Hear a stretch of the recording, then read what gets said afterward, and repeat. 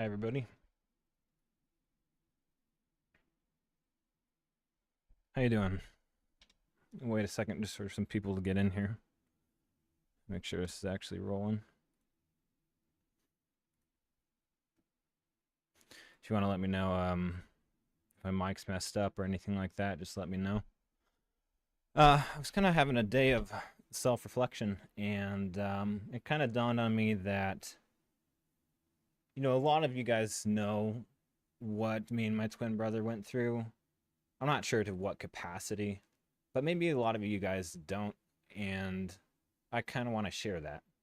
And I've shared it on my health channel, and it's been an honor to have like 4,000 people or more subscribe to my health channel and actually, um, care that much to subscribe and keep up with what was going on with their health and stuff. But I feel like there's like an explanation almost owed in some way to the people on my main channel, and also I kind of need to face my fear of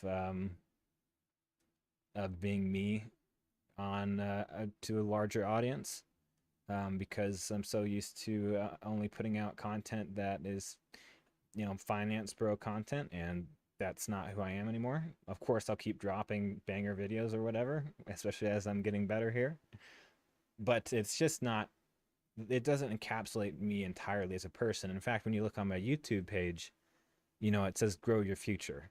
It doesn't say how to make money today, or how to dividend invest or whatever. It says grow your future, and I feel like that encapsulates more of who I am now than anything. And it makes me glad that I even put that as my banner, because growing your future is not just about joining some Discord and paying $500 for somebody to tell you buy or sell signals. Hi everybody. It's life has more depth than that, and I think that's not represented on YouTube, much less on the finance side of things. You don't see Graham Stephan talking about his life unless it's the new house that he tackily decorated. You don't see Andre Jake talking about his life. You don't see Meet Kevin talking about his life unless it's in a really weird and somewhat perverted way. No worries. Wrong emoji. Yeah, no big deal. It's a heart face with a buff arm. Um. Anyway, so how do I start this? How do I start this? In September of 2021, I started losing my mind. And I didn't know what was going on.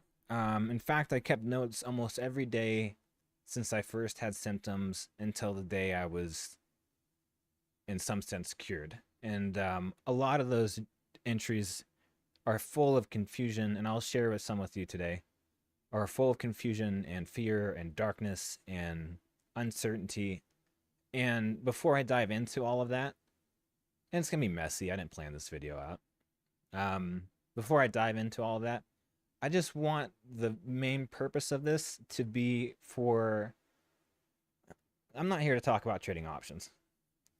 I want this to be, I mean, that's literally the point, is I'm not here to talk about trading options. Hey, Jake. Thank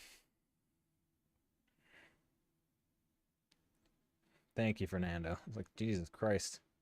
I'm not talking about money right now. Can we let money go for 1 second?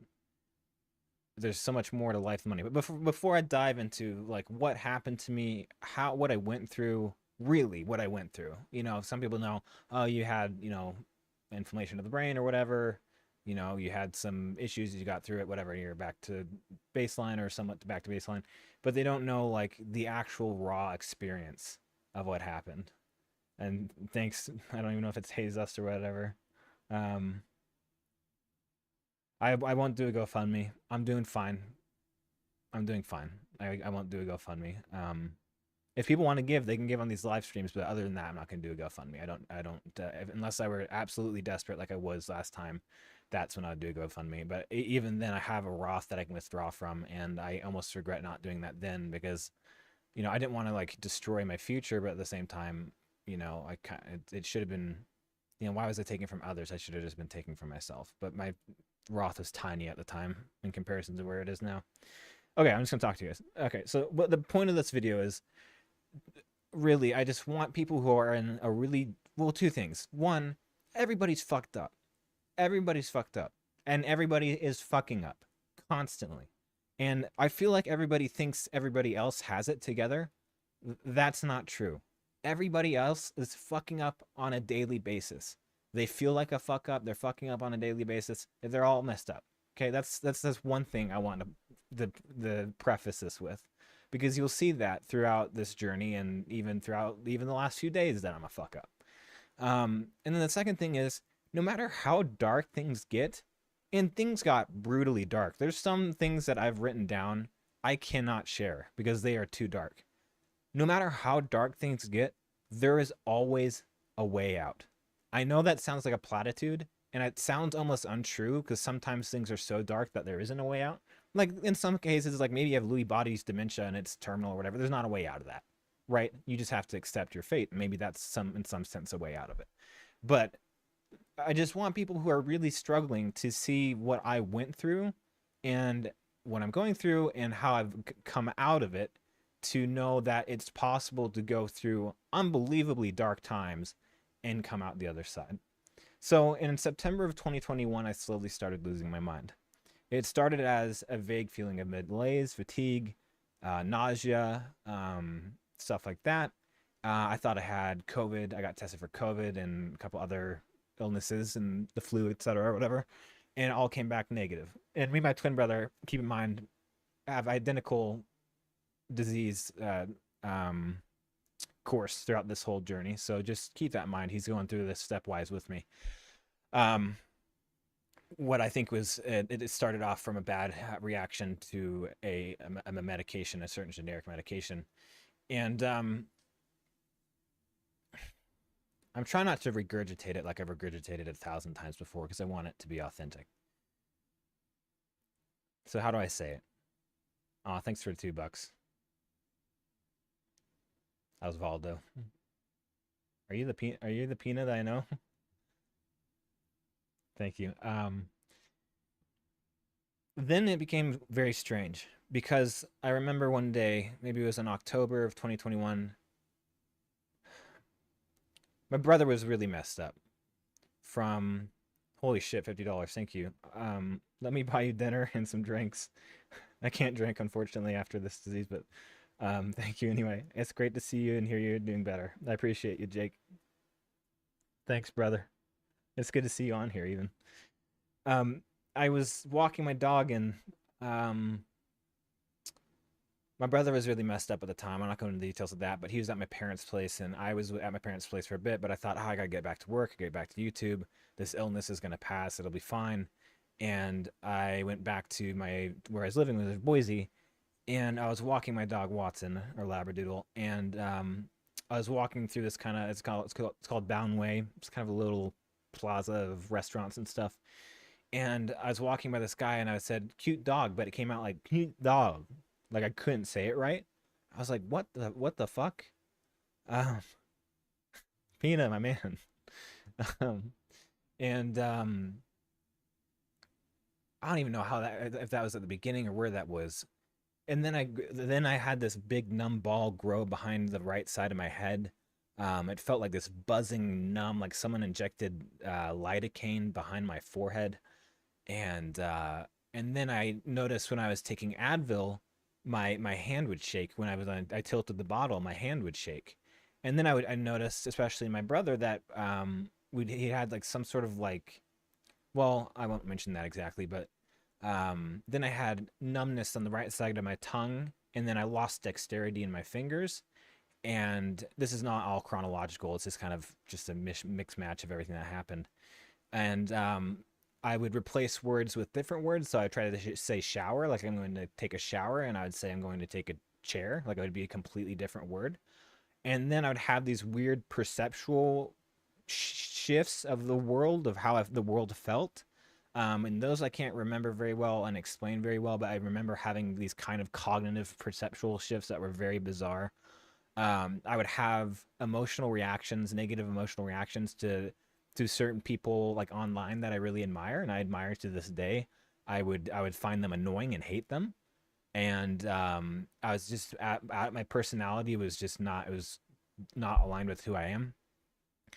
And then I'll read what really kicked things off. So I was really confused, and this whole time I was like, I'm gonna get better. Everything's gonna be okay.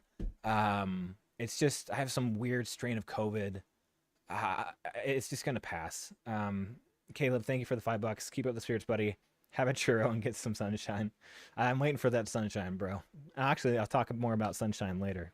Thank you.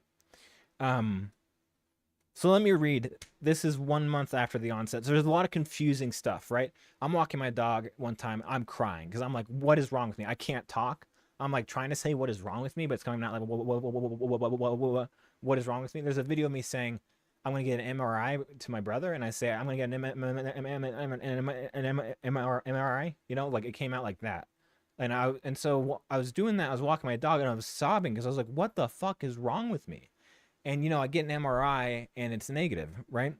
Okay, so that was the onset of ooh, this is the dark one. I can't read that dark one. Wrong one. Too dark. Maybe another time. Okay, this is in November. So it went September, October. In October, things were just out of whack. I still thought like I was delusional, like I had COVID or something. And I was like, going on Reddit, like, do you guys have these like numb balls behind your forehead? And some guy's like, yeah, totally. It's so bizarre. And losing dexterity and losing words and ability to speak and perceptual just shifts and stuff like that. And I was just like losing it. And didn't know what was going on. I was in complete denial. And I saw a neurologist at some point and got an MRI, but it came back normal. Anyway, this is when my psychosis really kicked off. Because what I didn't know at the time, but I learned later, and thank you for everybody. I'm reading your comments as I go here. But what I learned later was that my blood-brain barrier was severely compromised due to neuroinflammation. And thanks to you for the $5, Fernando. I reached out to you on YouTube years back. I have epilepsy undiagnosed for 17 years. They thought I had schizophrenia. Only the strong make it. Yeah. Holy shit, dude. 17 years. That's crazy. And to be mislabeled as something psychiatric when you have something physiologically wrong with you is devastating. And that was my experience, which I'll talk about with doctors as well. It's fucked up. But thank you for the $5, and I hope that you're doing better now.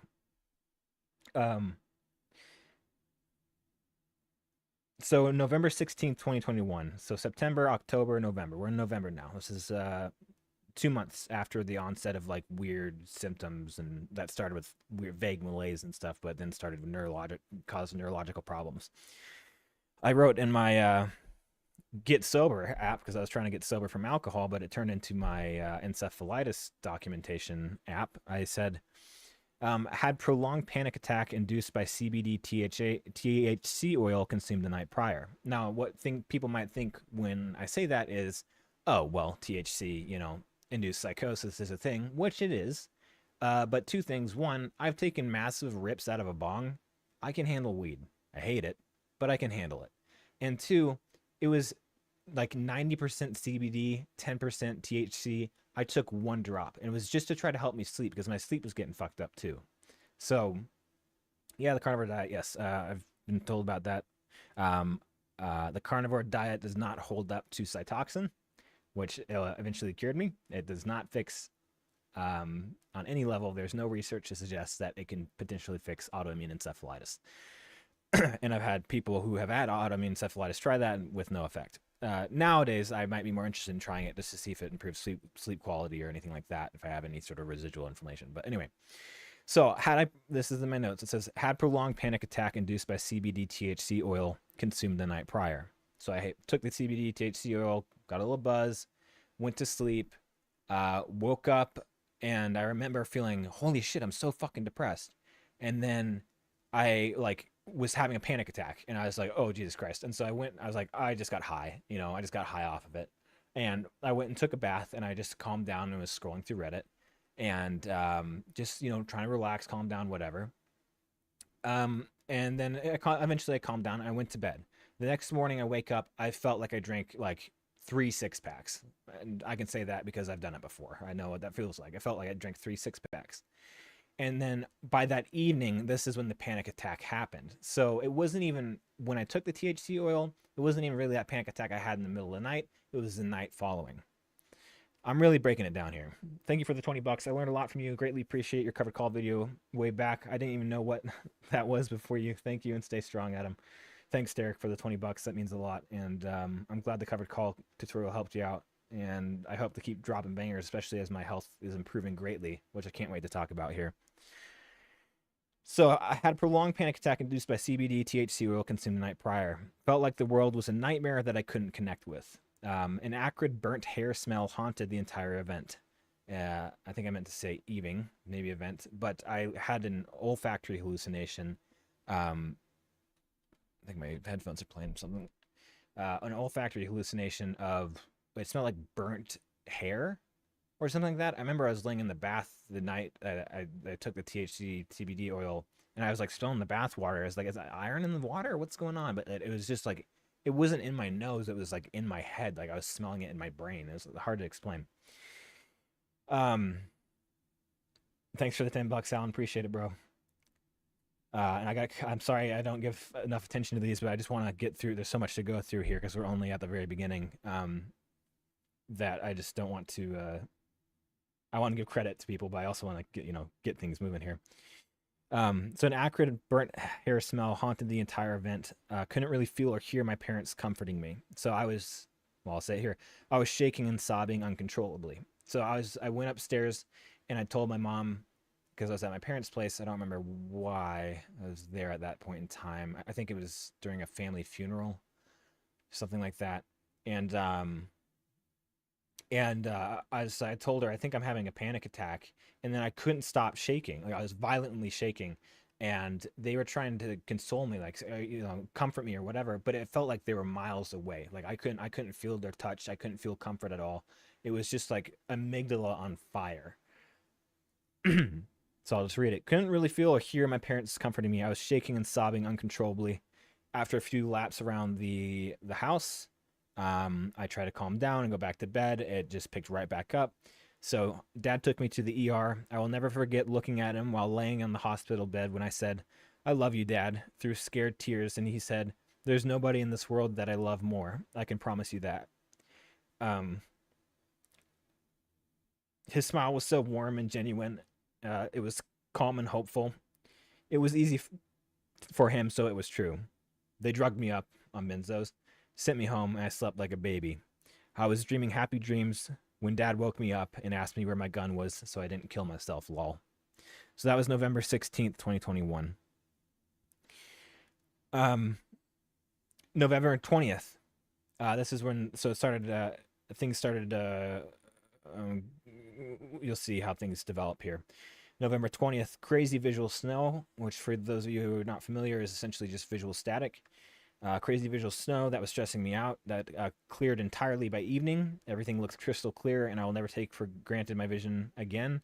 Having visual snow for life would fucking blow.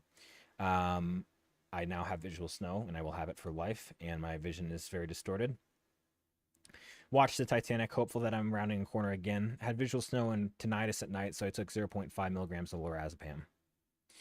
November 21st, the day after, visual snow is back. And tinnitus is back in the evening with a very sad face. I hope it goes away. The next day, rough morning, clinging by my fingers, hoping to not slip into a massive panic attack. Everything looked evil. Lasted 2 to 3 hours, then stabilized. Think dehydration may have played a role. Don't know. I see that's me, my brain trying to rationalize it.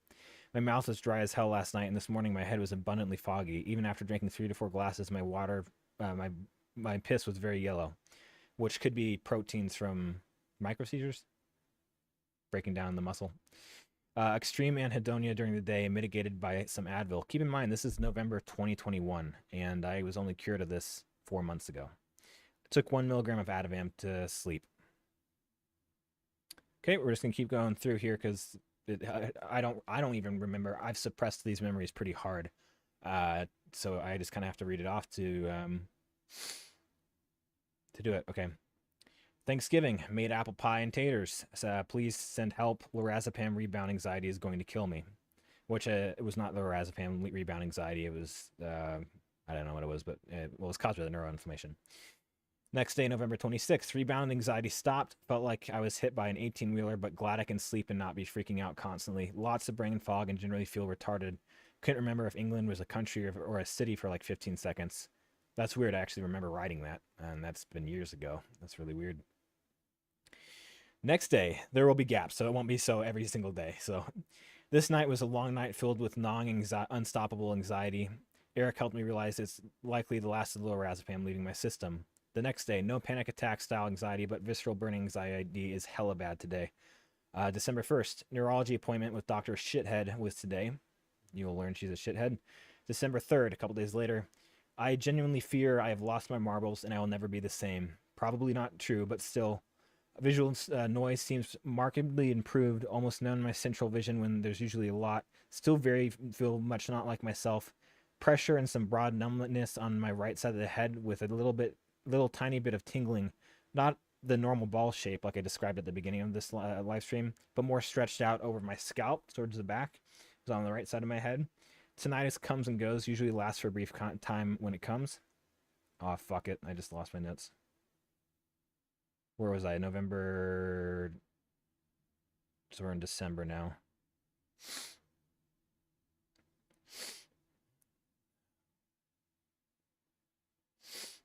So I was losing my marbles at this point. I was having basically I would wake up and have hours long panic attacks. I would try to go to sleep and I would alternate between my bed downstairs and upstairs and downstairs and upstairs and downstairs and upstairs, playing relaxing music, trying to not fall into a panic attack. All right, go play golf, buddy. Have fun. Thanks for the $2 again, and get a hole in one, buddy. Good luck out there. December 5th. This is just raw. This is just the raw information that I was going through and that I was documenting. At least make par. JG, thank you for $20. Got worried when you hadn't been active this past month. Wish you the best. Yeah, I'm going to be much more active, which you'll see once we get to the end of this live stream, which I don't know when that will be. I'm just going to keep going until my story's out because I feel like I just want to share it. So, and you know, this channel isn't just about, it's not just going to be about finance. It needs to be about more than that. And it's not going to be about trauma and all that forever. You know, it's just, I just feel like I need to share my story. The full thing in its rawest form. December 5th, 2021. I'm drowning in dysphoria. Everything is gross and off or evil or wrong. I can't feel positive emotion well. Lots of agitation and anxiety. It seems that Advil is the only thing that helps with this. I would take Advil and the panic attacks would go away in about an hour. Although I was still very fucked up. A lot of visual snow and everything felt just wrong. I don't know what to do with my day when I feel this way. No matter what I do, all I can think about is how horrible and trapped I feel. Even writing this, I feel disconnected from my own words. Hopefully when the Advil kicks in, I'll feel better. Worked yesterday. So that's December 5th. December 7th. If you're about to have a panic attack or struggling with anxiety, a good tip is if I can't think about the past or future, where is it? Okay, this panic attack was not induced by, where the fuck is that noise coming from?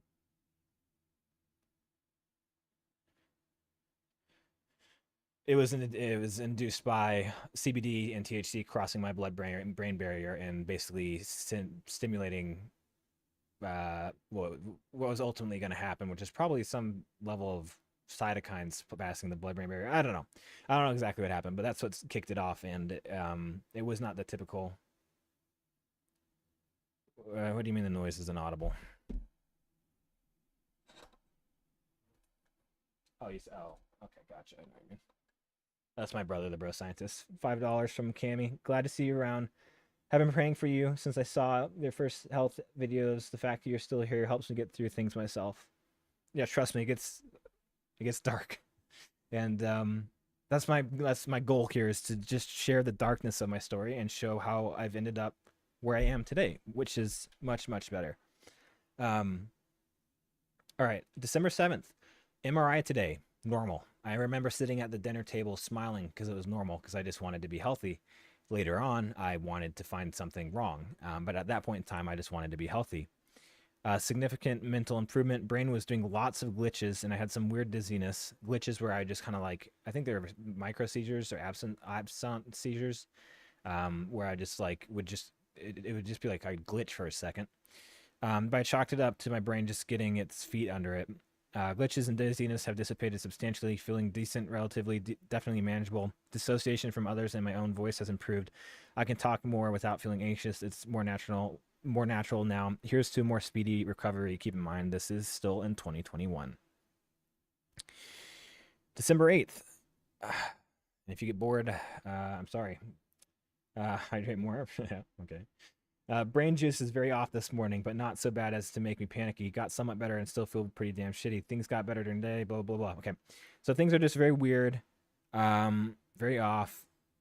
Let's see here.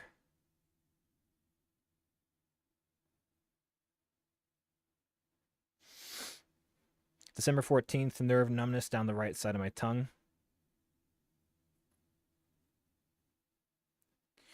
December 17th, friends were over for my brother's birthday. Felt pretty miserable all day, dissociated and some paranoia. Tomorrow we start, I don't know what Operation Juice is, but December 19th, and this is day after day after day after day, right? It's morning. I wake up to no feeling again. My emotional range is tiny. I have suicidal ideations. I can't feel anything except broad negative emotion. It's hell and I want to die. I'm being dramatic, but it really, really sucks. I'm trapped in a broken brain. Okay, December 19th. December 21st. No, I don't know. Actually, I'm very familiar with Jesus, and I don't like him.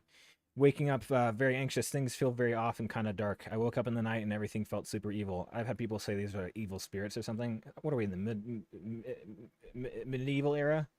Come on. This is not Satan. This is a neurological problem that got solved through immunosuppressants, you fucking dumbasses. I woke up in the night and everything felt super evil. I also had anxiety while falling asleep last night for the first time in quite a while. I had a little bit of the night sweats. Woke up with swollen fingers. Taking a bath now and feels like things have improved. And I kept feeling like things would get worse and then would improve and get worse and get improved. Let's see. Let's skip ahead here.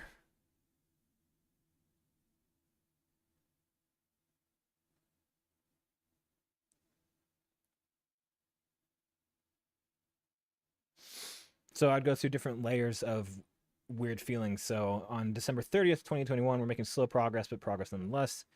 Thank you for the $20. I was going to say a lot, but I'm just happy you're getting better. The Jesus comment I just heard long. Thanks, Marcus. Appreciate the $20. Thank you so much. I would like to unlock the next layer, please. It feels like the devil is in my head this morning. I want to blow my brains out. I can't feel emotions. I want to be myself again. Every day is new and painful, long nightmare. I'm fucking sick of this shit. If I get a second chance at life, I'm going to knock it out of the park. I'll be unbelievably happy every single fucking day. That will be the real benefit of this, that every day will feel fucking amazing. It was likely Dad's pipe smoke that set me off last night. So I was having, and I was also kind of delusional. I was having paranoia. So we called it the spooks, where visually things would elongate. I forget what that film technique is, but it's things would elongate, and I would feel this wave of doom come in and paranoia come in, and a feeling that I could hallucinate at any second. It's really hard to explain, but it was very intense. And I don't think I documented it on here. Bad day, high anxiety, trap sensation, trying to keep my cool. Cried it out this evening. Dad prayed for me. I told him it's sometimes hard to see the finish line. He said sometimes the finish line is around the corner. And it was definitely not.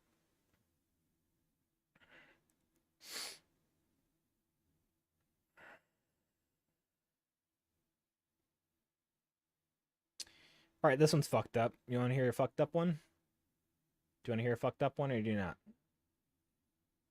Skip the fuck up one or hear the fucked up one? It's very inappropriate. I don't think I shouldn't share it. It's really inappropriate.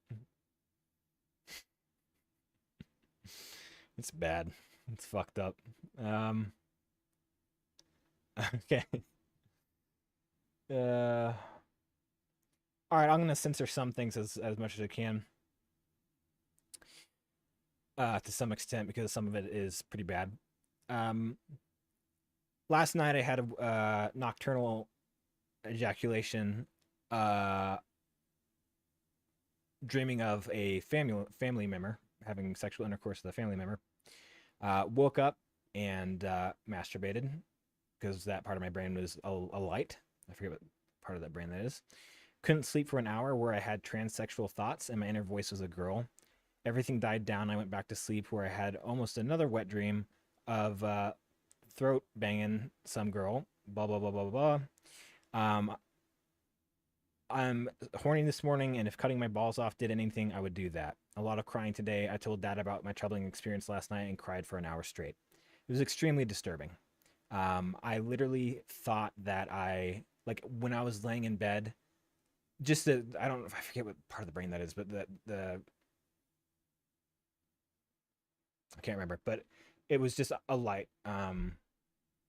So that my sexuality, I had hypersexuality, which is a symptom of autoimmune encephalitis, is to have hypersexuality. So I was laying in bed and I felt like I was in a girl's body, and when I thought thoughts, they were in a woman's voice, and that happened for like a couple hours. And so it was a pretty traumatic experience because I'm not just viewing this through the lens of a normal person. I'm viewing it through a person who has paranoia, panic attacks, visual snow, visual perceptual problems, you know, just cognitive perception weirdness. Like I'm living in a different world, and then I'm hearing a girl's voice in my head, and I feel like I'm in a girl's body. Like, and this isn't even the most fucked up thing. It's just a weird, really weird thing. Um, and it was very disturbing. When I told my dad, I was sobbing my eyes out. Um, and it actually made me feel for people who have to deal with that, transsexual thoughts and how much of a struggle that must be. And it led into hypersexuality that lasted for quite a while, and was really disturbing because it didn't matter what I was looking at, it would turn me on. And it was really frustrating because I'd try to watch a movie, my brain would be glitching out because just a movement would make my brain glitch out. And then I'd be just hyper aroused by anything, like even sometimes inanimate objects. It's pretty crazy. Um, Spinal tap tomorrow. Severe agitation is gone today. So I'd have severe agitation, which I guess I really can't explain. I think most people would be breaking shit and sobbing and whatever, but I held it together. It felt like my brain was trapped in a box 10 feet underground. It was like brain claustrophobia times 1,000. And I don't know, I don't have the energy, and I don't know how to explain it any better than that, but it was absolutely horrible. And I call it agitation, but it was a feeling of extreme discomfort that could not be soothed by anything. We're into January now, so we're in 2022. Still, how many years away from getting better? 2020, January 2023, January 2024, January 2025. So about 3 years away from getting better. 3 years, and all this shit is happening. 3 years. I had no idea. 3 years to go. I'm not gonna lie, I'm trying to stay positive, but it's quite difficult when my brain is constantly being messed with. I'm censoring something here. Time is slow and coping is difficult. I've legitimately prayed that we get a diagnosis. I gave God a chance for that Jesus lady who came in here. I gave God a chance. That's where we're at, is what I said, because I never pray. Next day, my life is hell and I want to die. Every day is nightmarishly long. January 17th, the doctor said I had clonus and hand tremors. January 19th, Topamax at 50 milligrams. That was for increased spinal pressure because I had elevated spinal pressure with my spinal tap. I also had, my brother's doing okay. He will be doing better soon. I'll tell you more about that later. Bro, toughen up. So I started Topamax for increased intracranial pressure because it came up at over double the top end of the reference range. And that's one medication to use it. The human capability for suffering is amazing. What amazes me more is that a lot of people go their whole lives without feeling this kind of misery. What a uniquely painful experience. EEG today, and that came back normal. Then I talk about the severe depression, more depression. That's it. I mentioned I have high intracranial pressure, high myelin basic protein, and absence seizures. Eric's spinal fluid came back negative. I feel like my soul has been ass fucked and there are only fragments of me left. I'm unbearably depressed. I have no clue how I'm supposed to fill my days when any activity only hurts my brain and makes me sad. January 29th, 2022. January 30th. What remarkable lows I never knew existed. Nightmare flavored depression. I have recurring dreams that I'm talking to people, but I feel so depressed and off. I think I'll be like that forever, and that I did something to cause it in my dreams. My life is a fucking nightmare, and its only saving grace is that I'm dissociating through all of this. Otherwise, I'd be having a 24/7 panic attack. February 3rd. Had a meltdown, desperately explaining how insane I am and my frustration at not being treated, and how ultimately I will pay the price for delayed treatment. As you read online, when you research anything related to autoimmune encephalitis, which I thought it was, we both thought it was at this point, which it ultimately was years later, we found out. They say early and aggressive treatment leads to better outcomes, and that always drove me mad because we weren't being treated, and I knew it was doing damage to my brain, which I still feel the effects of today. And I was correct in saying, and I will ultimately pay the price for delayed treatment, and that I haven't been artificially. Come here. And that I've been artificially stimulated for months. So I was like, it felt like I was on like meth, like my brain was hyperactive. I might have to put my dog in the crate in a second. Artificially stimulated for months, and once that's gone, it's going to be a bottomless pit of pain. Mom cried. Dad listened intently. Both apologized sincerely for my suffering and made sure it was known that we will get help fucking ASAP. No waiting 1 month bullshit because I am out of my fucking mind. Dad apologized for something. I'm not going to mention that. Eric and I explained why it was so painful and frustrating to have small pleas for help swatted away. Family issues. I explained that I was always so emotional when the medication was brought up because I was terrified of it being taken away that I needed, and dealing with a crash, I'll just say hormone profile, and being out of my mind would be a bad combination. I said that's how you end up with a dead kid. I foresaw them taking, I'll just say what it was, it's testosterone because I'm on testosterone. I first saw them taking away the testosterone, and I just disappear because you take away testosterone, and you're just going to crash your hormone profile. And in the state that I was in, first of all, testosterone and estrogen particularly are neuroprotective and protect against neuroinflammation. And secondly, when I'm in that state, if you crash me into a super depressed state, which you will do by taking testosterone away without any PCT, which is a post-cycle therapy, but it's, not a cycle. I'm on it because I was hypogonadal. It's going to bring my testosterone to the 50s, and then I'm going to want to kill myself. So that's why I said you're going to end up with a dead kid. Of course, I have autonomy, but when you have 5 authority figures telling you to get off, which I did, doctors and my dad, it begins to get hard to defend it. He said he now understands how even just bringing up the tea would be like punching a panic button, and that he sees how difficult of a spot is. I cried and cried. My nose bled. I also roasted the shit out of our shit doctor and called her a bitch.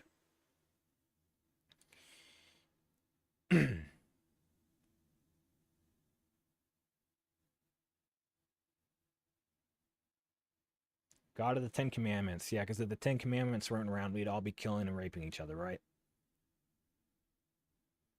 Thou shalt not murder. Like, you need that on a stone tablet to be a good person. Okay. February 5th, psychotic break, weekend out to Kootenai. That's when everyone's eyes turned completely black and staticky. I lost my fucking mind. My visual perception changed dramatically. When the people spoke, the audio would lag the visual of when they spoke. So I'd be sitting at the dinner table actually when I got back from the psych ward, which in and of itself was a pretty traumatic experience. The doctor said I had a bipolar disorder and gave me an antipsychotic that didn't help, that I'm still weaning off of today. When I got home from that psych ward thing experience, do you mind?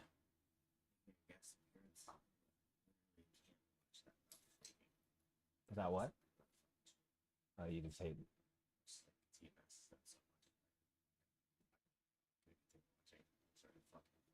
No. Eric's saying like he can't watch it because it'll make him freak out. It doesn't make me freak out because I'm in a much better spot than Eric is because of TMS, which we'll talk about later. And Eric's gonna go through TMS as well. But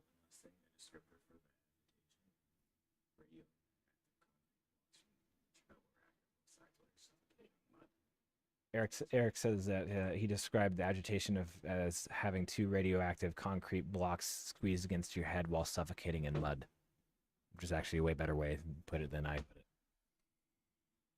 put it. So yeah, psychotic break. Eric,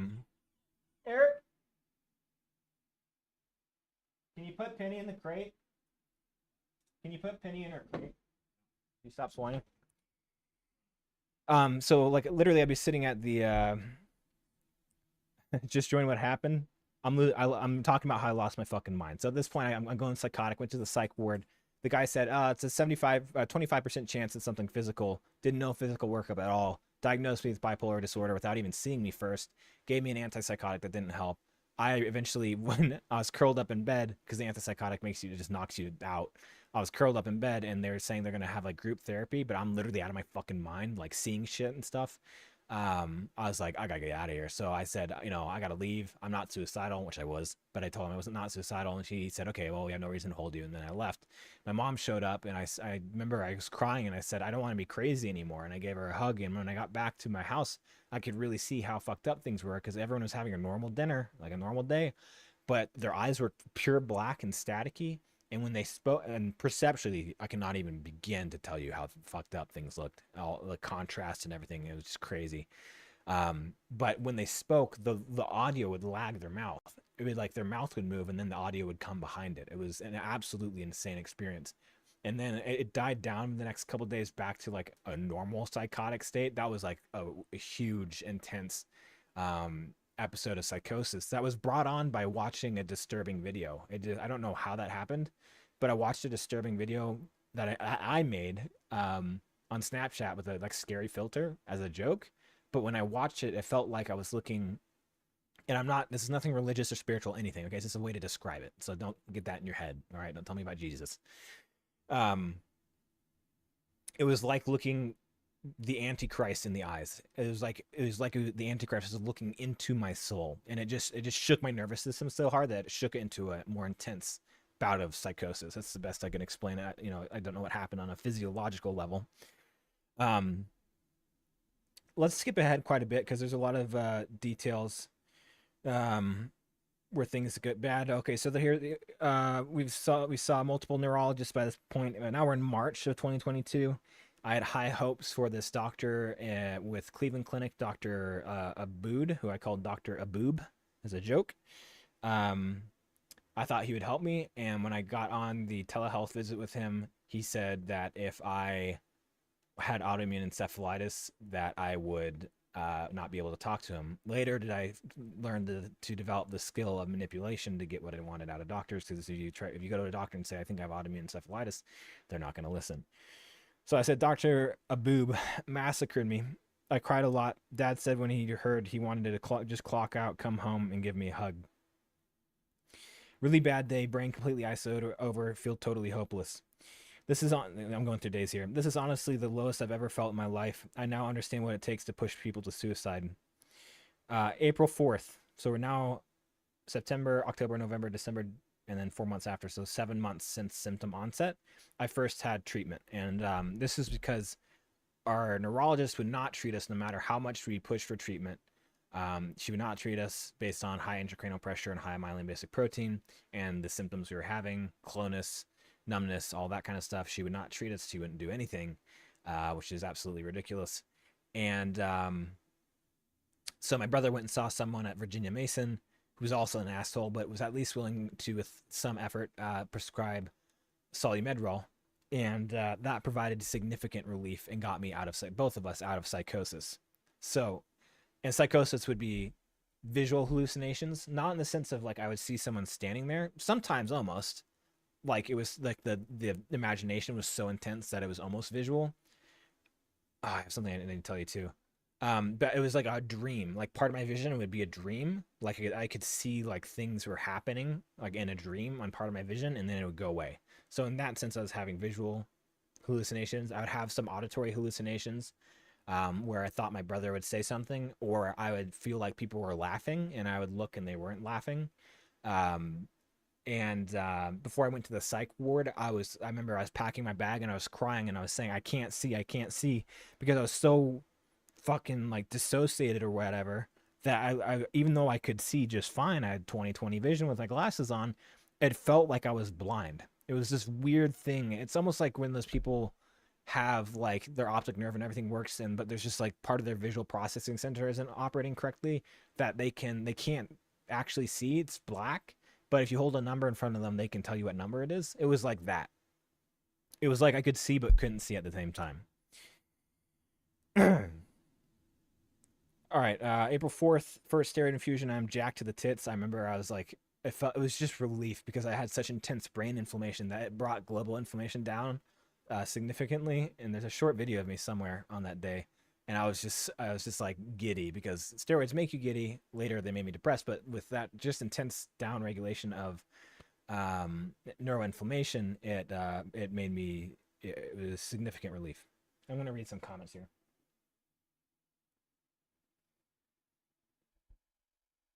Yeah, if it triggers you, just leave.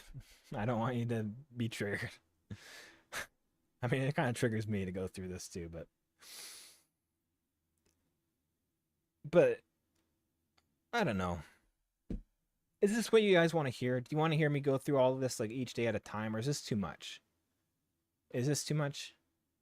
Like, I don't want it to be like overbearing. Yeah, my brother had the same thing. I don't want it to be like traumatic and overbearing. I just want people to see what the darkness actually was, because people understand that we went through darkness, but I just don't know if people understand what the darkness was. But I don't know if you want to hear that or if you don't. Yeah, we're working on getting the state board on one of the doctor's asses who've really fucked us over, and they're about to break HIPAA compliance as far as getting our medical records. Okay, I'm gonna keep going then. Thank you guys. Okay.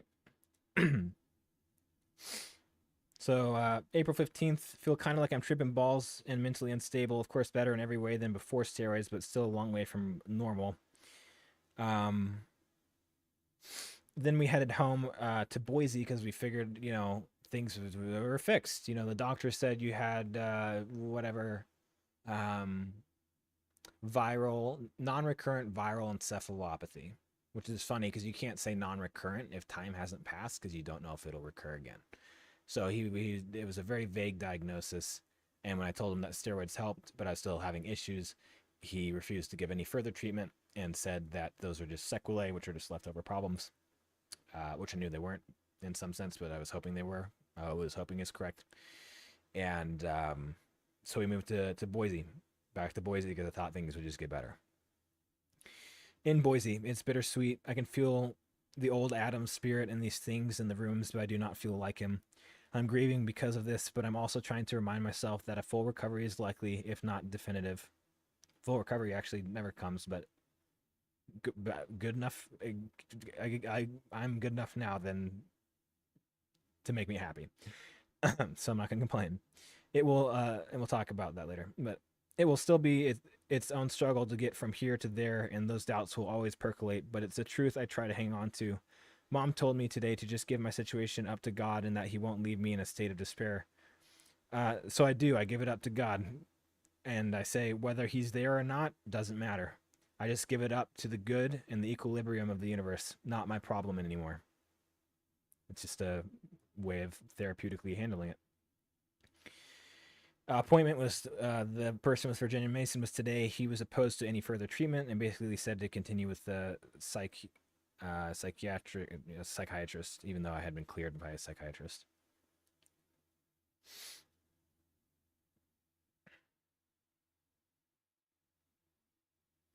I'll say in here, mom's the best, constantly labors out of love. Mom machine. Don't know what I meant by that. Okay, we'll skip ahead. June 10th, we will get there, but Jesus fucking Christ. June 20th, angry and sad about encephalitis, which we'd come to the conclusion that it was. Yeah, Virginia Mason in Seattle. We came to that conclusion very early on. Angry and sad at what encephalitis has done to Eric and I's lives. Breaks my heart. I'm a shell of myself, scared to talk to others, lost in some dreamland. The world has no texture. It is a flat painting. In the mornings, I'd be scared to talk to my brother because of how distorted reality was.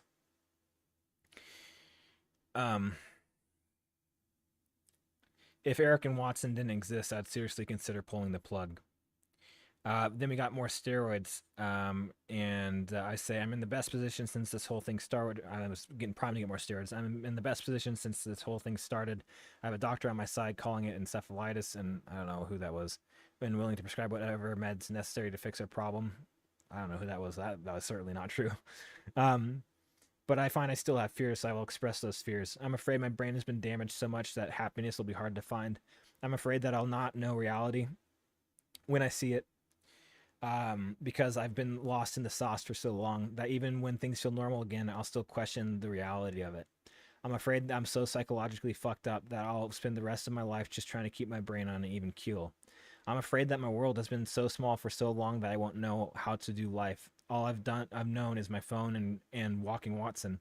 I have no idea how normal people navigate the world, although hopefully as I feel better, this will come a little naturally.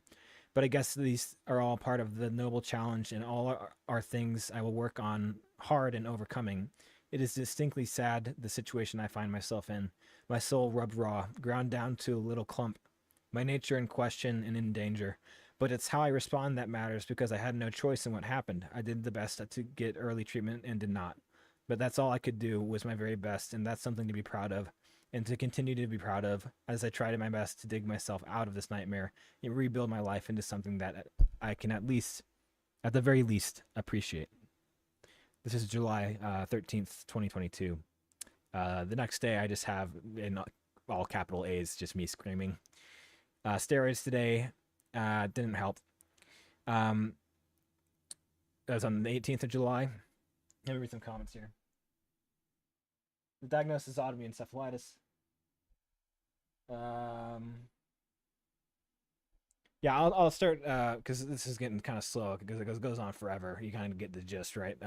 But I'll start skipping some days. But July 20th, I can't tell if there's. I just want you guys to feel the darkness because of it makes the light much brighter. I can't tell if there will be a moment where suicide is just so reasonable that I'll do it without a second thought, or if I'm destined to be too stubborn to die. I've wanted to die for so long, just let me die. Who says in another year I won't want to be dead? A year ago was when all this started. It was yeah, all this started, and it's not even close to over. I'm suicidal, and this person should be way more engaged in trying to solve this problem than he is. He just puts it in God's hands without realizing that God doesn't even fucking exist. Great strategy, retard. Hope you end up with 2 dead sons and blame yourself and resent God. Literally 1 year ago, I injected the generic testosterone and ruined my life. So that's what I believe kicked it off as a bad reaction to generic testosterone. I'd been on it for years because of hypogonadism, not to run a cycle or anything, but I had low testosterone. And Eric and I both injected out of the same generic bottle when they changed generic formulations, and it was from some shit company in India that's now shut down, and so it's probably contaminated or something. This is when I started GoFundMe. $35,000 in one day. Endless compassionate messages. Feel genuinely moved. Let me skip ahead a little bit. September 11th, 9/11. That's when, okay, basically when Symptom started. Blew right through our anniversary. I'm in unbelievable agony. I mean, it's so unreal, it's almost unfunny. Or, excuse me, it's almost funny, but it's definitely not. No neurologists lined up. Virginia Mason guy just told Eric to fuck off. It's time to put on the big boy britches and buckle up, because we're looking at long waits to disappointing appointments in a long dark winter. I think we'll get it this year, but it's not going to be easy. Adam, if you're still in agony in a year, seriously consider just ending it. You deserve better. I love you. I hope things are so much better. A year later, I was still struggling with this, and I did not kill myself. Thank you for the $5. Out for the night. I'll see you tomorrow. Good night. See you, Pina. Always good to see you. Love you. Thank you for the donations, and I hope you have a good night, brother. All right, let's skip ahead here. So then we got IVIG, which didn't do anything. I'm skipping a lot of days here. All right, I'll share this dark one as well. Not sure YouTube's gonna be happy with it. I don't know if I should censor it or what.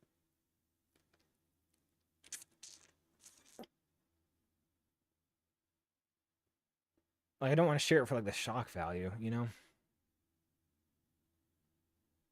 No, I'll keep that one to myself. I'm not sure. Encephalitis is an inflammation of the brain, so it can be viral encephalitis, where basically a virus causes inflammation in your brain, or it can be autoimmune, where your immune system starts attacking receptor sites or certain parts of your neurons in your brain. So it can be an autoimmune encephalitis, or it can be a viral encephalitis. We in particular had autoimmune encephalitis, so we had our viral culture came back negative. It was proven to be autoimmune encephalitis essentially, with no definitive marker, because we responded to comprehensive immunotherapy over time. Oh, thanks, dude. Says I love you, Adam. You can say it out if you feel that's release your negative energy. You should do a once over on the diary and censor anything super personal, other people's business, and just post it in a book or something. I'm not sure I'm gonna share this one. It's too dark, but just picture something really dark. Okay. Someone kissed my fucking boo-boos, owie, owie, owie. And that was the last of the notes I had in this one. So that ended in December 18th of 2022. So then I started taking notes in a different app that goes on and on and on and on and on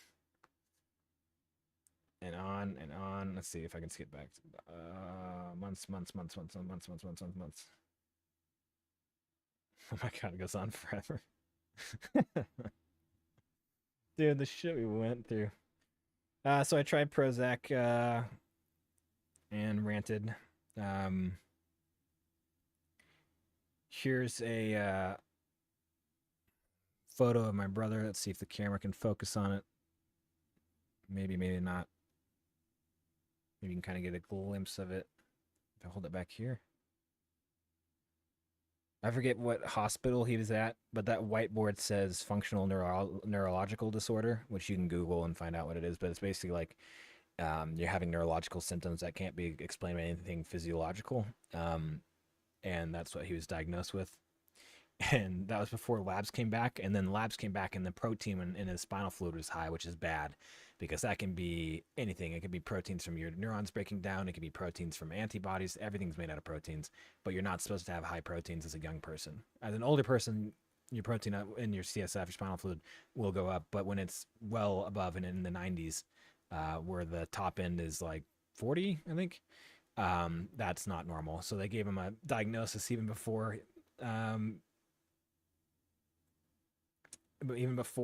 he got the spinal tap. They got the spinal tap labs back, and he still had high intracranial pressure. What's up, Romanian? How's it going?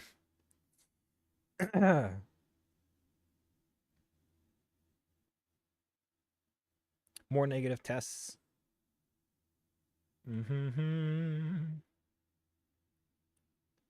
Another morning bath, a flimsy shield against a horrifying life. Another one of just me with a bunch of A's. This is bunch of A's. Fucking help, Jesus fucking Christ, mother shit, fuck. No IVIG prior auth. Let's see, keep on going. We're on January 5th of 2023 now. Brain on fire this morning, probably for my 482nd night of shit sleep. So I would have extreme, and I still have this, but not as severe, time dilation, where I would fall asleep and it would feel like 8 hours, but I'd wake up and it'd been 10 minutes, and that would happen over and over and over again. So I had no relief in sleep. The nights were eternal, and then the days were just excruciating. I don't know if you can see it, but that I look like shit in this photo. I don't know if the camera will focus if I just like put it really close. Yeah, you can see it from back here. Oh, there's a sweet spot. There it is. Not looking happy.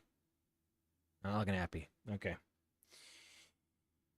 I wish I could go back in time and tell myself I'm sorry. I never had the chance to say goodbye to everything I knew and loved. I want to go back and hug myself. He didn't deserve this. Nights are absolute eons. Every minute feels like 5 hours, I think I meant to say. My brain burns and I just want to die. I feel like it's getting worse and worse. Another spinal tap again. This is like my third or fourth one. Elevated protein and elevated intracranial pressure again. It started Diamox to bring the pressure down. which every time I had a spinal tap and it released the pressure, it would alleviate some of the agony. Let's see here. He's worse than me at the minute because I just underwent a treatment called fMRI guided TMS, which has completely flipped my life around. And I'll try to hopefully talk about that tonight. We both had autoimmune encephalitis, and so we had sequelae, right? Psychiatric and neurological sequelae, so visual perceptual dysfunction, and what did I say? Well, cognitive dysfunction. There, it's a good reminder of one of them. I forgot what I was saying. But anyway, I had fMRI, got a TMS in New York, and it has changed my life. So like the doctor in the end of the story cured me with Cytoxin, which is chemotherapy, a strong immunosuppressant. And I knew it was better, even though I still had issues. Funny how you know that, right? You still have problems, but you know you're better. So they're called sequelae. You still have issues: visual snow, visual perceptual distortions, lack of dexterity in the fingers, sometimes stammering over words, hyper and hyporeflexia, depending on which side of the body you're talking about, but and feeling kind of disconnected from reality. But I knew I was better. I could just feel that the inflammation was gone. What the fuck was I talking about? I don't know what the fuck I was talking about.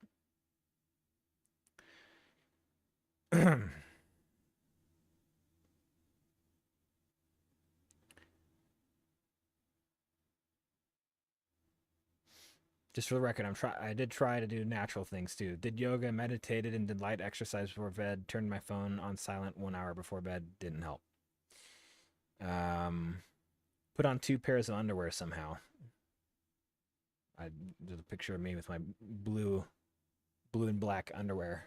I put on 2 pairs of underwear. Off to Utah to see Dr. Galley. I don't even remember that.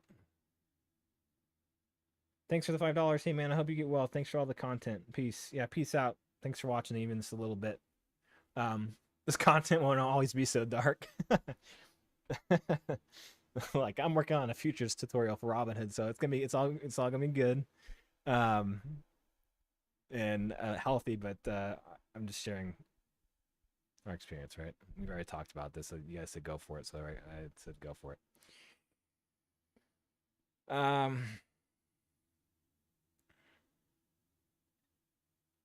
So I had a doctor's appointment, got nothing out of it, and so we're traveling all over the place getting doctor's appointments. And then I got sick, which was horrible. What am I supposed to do? January 31st of 2023. What am I supposed to do? I'm in hell with no escape, born to suffer beyond one's reasonable capacities. Fuck this shit. I'm too agitated to do nothing, but too in pain to do anything. It's the equivalent of being trapped in a white padded room. I would take a year of that easy. I already do it because I couldn't do anything. If I could get better instantly but had to spend a year in that padded room, I would take it. A year is not as long as you think, and I would be in paradise with relief. And we keep on going. It's intolerable. Made a video on Robinhood today. Might unveil my other stuff. I'm getting sucked down a black pit, dragging my nails down the wall as they chip and shatter, and I have no way to stop it. And right on cue, my doctor's appointment got pushed back by a month. I don't know what Ubrelvy is. Oh, it's for migraine. She thought I was having a migraine. Didn't do anything, obviously. Here's how I was feeling.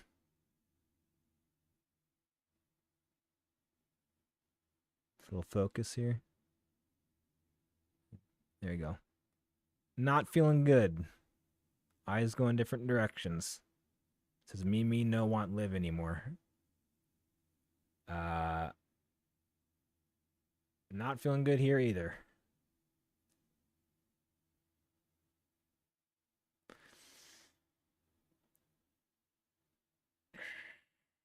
Okay, we got to start picking up the pace here. Because it just goes on and on and on. Seeing different doctors, getting PET scans, getting the flu. Dreamt mini dream, half asleep, that Eric killed himself, and I was saying something about remembering him, and it spooked me awake, and I was acutely aware of the horror that suicide would actually inflict beyond just a passing phrase. I told Eric he can't kill himself. He said that made him feel better. No choice but victory, no matter the pain. All right, we were fast forwarding here. Had some genetic testing. Everything came back normal. 1 year ago, I was in the tub. This morning, I was in the tub. What's changed? I'm in so much agony. Being made to wait an extra week for steroids is really fucking pushing it. The steroids never did anything further. PET scan was normal. Steroids didn't do anything. Picture me. The steroids just made me really depressed. Let's keep on going. More baths because that's how I coped. Sleep is shit. I stopped taking notes because they get exhausting. People kill themselves over much less. Paul saved me. That's my therapist. I will finish strong. I am unable to accurately deduce my future because my brain has been in the deep fire for so long. You will make it. And I say, I want off Mr. Bones' wild ride. Then I meet the doctor who saved my life, Dr. Piquet. Hoped for easy rituximab, which is an immunosuppressant that really works if you have autoantibodies, which we ultimately didn't. We had T-cell mediated encephalitis, which is extremely rare, of course. And I thought rituximab would fix this because it usually does for most people. So I took rituximab for a year with no improvement. So then they found a testicular mass on April 28th of 2023, and I had a testicle removed, and I felt great that day because they gave me a bunch of pain meds.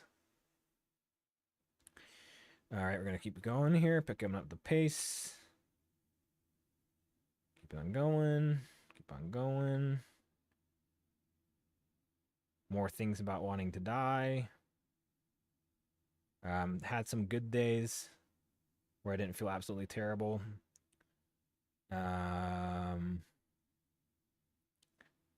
Keep on going. So things aren't as bad. So maybe rituximab did something because I'm looking at these and it's just not. The days aren't as bad. Yeah, they're bad, but they got better. So maybe their rituximab did do something because I'm seeing days that are like good or whatever. All right, let's see. Yeah, the tumor is benign. Okay, let me read through these comments here. Why do they do a PET scan? The PET scan is for, you can use that to diagnose autoimmune encephalitis if there's abnormal metabolic activity. No donation link, don't need it. I turned off the GoFundMe. I'm ready to work. It's okay. I appreciate it. I mean, if you want to throw money here, it's fine. While I'm live streaming, I'm not going to shy away from that. But a GoFundMe, when I'm doing nothing to earn it, just, no. Every time I watch you talk about your health issues, I feel stupid for complaining about my nothing bullshit problems, dude. As part of the reason I did this video today, for some reason, is because I feel fucked up. I'm just not feeling good today, and for some reason, it just made me feel emotional and just wanted to process things. Viktor Frankl, in Man's Search for Meaning, he talks about how suffering fills. I can't remember the phrase exactly.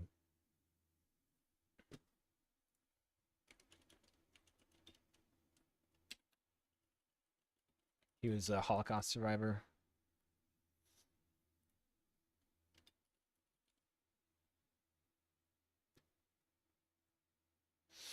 Thus, suffering completely fills the human soul and conscious mind, no matter whether the suffering is great or little. Emphasizing the pervasive and universal nature of human suffering. So, this is not to belittle anybody's suffering, but to encourage people who are suffering that there is hope. So let's keep on fast forwarding here. A lot of awful days. Some okay days are mixed in. Blah blah blah. So I'm taking rituximab for a full year. That has to be taken for a year. A lot of talk about killing myself. CT scan was just for my balls. It's fine. What are these labs? I don't know what the labs are. Blah blah blah blah blah blah blah blah blah. More rituximab. I'm spiraling out so hard. locked. Okay, so this is when I start talking about. This is November 21st, 2023. This is when I first talk about Cytoxin, which is the very heavy um, immunosuppressant drug. It's kind of the last line therapy for autoimmune encephalitis. And I say, locked in a Dr. Piquet appointment for the 5th, Cytoxin, please. I need Cytoxin so fucking bad. And then I was hyper focused on that for a long time because that's what I needed. So I traveled to Denver. I said, holy fuck, so bad. I was really bad shape when I was traveling to Denver. I remember I told my mom, it just came out of my mouth. I said, if I had a gun right now, I'd shoot myself. I said, holy fuck, so bad, Piquet tomorrow, and desperately hoping for Cytoxin, please God. And I was so nervous for the Piquet appointment, and then I had plasma exchange. So I was admitted to the hospital. Plasma exchange is where they take your plasma, where all the antibodies could be, or cytokines or other inflammatory things could be, and they replace it with like essentially saline. So that was the next thing. So it was like Solu-Medrol, IVIG, rituximab, and then we're trying plasma exchange. So she's doing the right thing by doing a stepwise fashion to see what works. You don't want to reach for Cytoxin because it is kind of a dangerous drug. You do want to do it in a stepwise manner. Yeah, my face has cleared up actually quite a bit, huh? It's cleared up a lot since TMS. I just look healthier, I think. Not trying to jerk myself off here, but I just do, I think. So here's me getting plasma exchange. They suck my blood out through one tube. Come on, there it is. And replace it with basically saline or something with the other one. And it's supposed to provide at least a couple months of relief. It provided some relief, but only for a couple days. But I was there for 9 days, and my brain was so fried out, I couldn't do anything. I couldn't play games. I couldn't watch movies. I couldn't read. I couldn't do anything. So all I did was lay in that hospital bed and look at the clock. And I couldn't pee because I just can't pee in front of people, and they had to have someone watching me in case I had a seizure. So I couldn't pee when someone was like, the nurse was standing right outside the door. I tried peeing while laying down into a urinal, but they have a camera watching me because I have EEG leads over my head. And so my bladder just blew up. Fat Russian, thank you for the $25. Allow me to share my latest covered call profits with you, as you're the one who taught me how to understand the market. I hope your dark journey gets lighter. Stay strong, brother. Get work in the AM. Need to run off. Be well. All right, see you, brother. Yeah, share your profits. I appreciate it. That's awesome. Thanks for stopping by, and thanks for listening. And get some good rest. And hope work is okay tomorrow.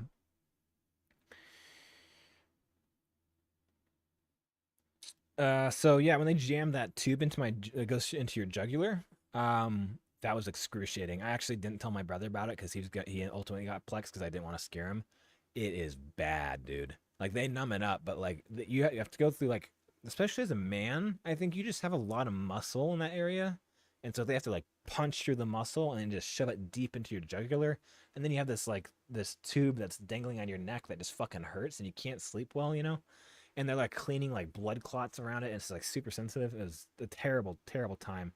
And it was just 9 days in the hospital staring at the clock. And for 2 days of relief. And that's what it was. It was 2 days of relief. All right, we are speeding up here quite a bit. I may not feel like it, but I do have a lot of entries. So thank you, Fat Russian, again. You're a real bro. Sleep tight, brother. Sorry, I gotta leave you. I don't have any good bedtime stories for you. These are not great for helping you sleep, but I appreciate you stopping by and dropping the dono. Okay, I'll really start fast forwarding here because after plasma exchange, eventually we get Cytoxin, but I'll talk about when that happens here in a second. But I do want to read one more kind of fucked up one. I said, I just feel hopeless, mostly because my vision absolutely refuses to change. It looks like I was tripping on some hallucinogen. I'm constantly tripping balls and nothing ever seems to fix it. It's driving me insane. I still deal with this. It got actually better after TMS, which is great. I feel much more integrated. But I still don't see things like people normally do. But that's okay. I've come to terms with it. I'm constantly tripping balls and nothing ever seems to fix it, driving me insane as if I haven't lost my mind already. Been asking for Okay, where am I? I'm so fucking sick of it. Give me Cytoxin. At least then I'd know if I'm fucked if it didn't work. Calm, calm. I am calm. I am not calm. I cried. I was able to get 50 milligrams of some medication. Doesn't matter. When will I be set free of such a nightmare? When won't I gotta skip that part. I feel pain, depression, despair, absolute despair. I'm scared I'll never see the world the same again. The plasma exchange technician said it's a speed bump. When does the bump end? My suspension has been ruined. I'm running on fumes. I desperately don't want to die. I refuse, yet all I get is suffering. Am I not brave enough? Have I not suffered enough? Have I not tried, struggled, persevered enough? Fuck this cruel world. I'm God's unwanted child. Referencing Fight Club. I cried a lot talking to mom on FaceTime, really, really weepy. Even cried alone, which is very unusual for me. It's probably because they were managing my hormones and they got kind of out of whack. All right, so I had some good days after I got discharged. I was so happy to get discharged, but you can see my hormones are out of whack because my face is just. Let's see if it's clear. It was just it's pizza face. And that was probably why I was extra weepy. Okay, we're going to keep fast forwarding. So this is December 6th of 2023. So still a year to go. Let's see what happens. Oh, yeah. Then we got Cellcept. That was the next thing, which is another immunosuppressant drug. We spent months in agitation hell, which I will skip most of. But we rented an apartment to get away from our family because we were immunocompromised. We were hyper-paranoid at that point on Cellcept. And that took 3 months to kick in, so it's bad. Bad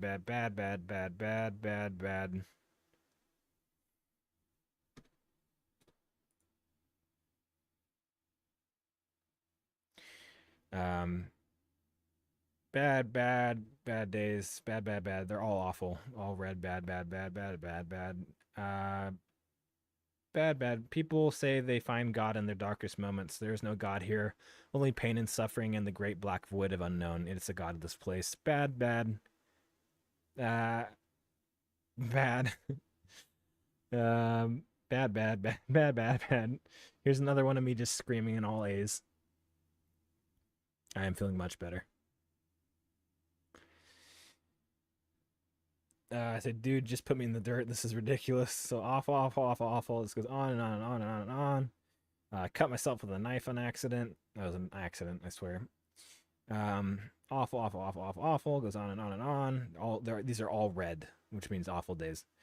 I should have killed myself. Should kill myself now. Awful. And then, after about 3 months, things start turning.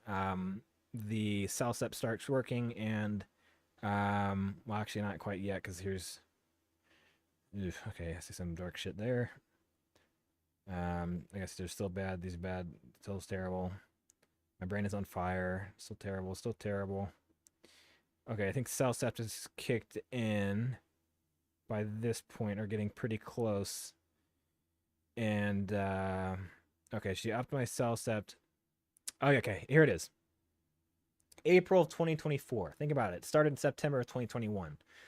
I've skipped so many days, but I've given you some insight into how bad it was. I've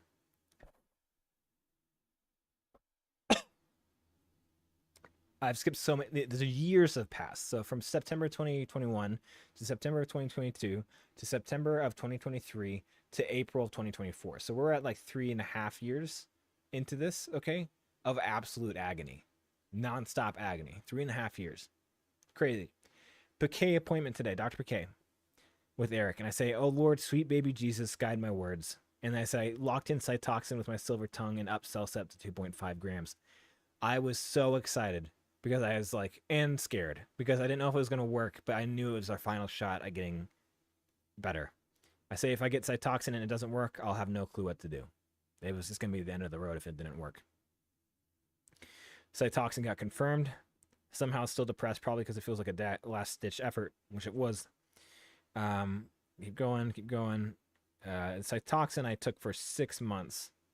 So we can skip that because I just have a lot of... Okay, here's my first... here's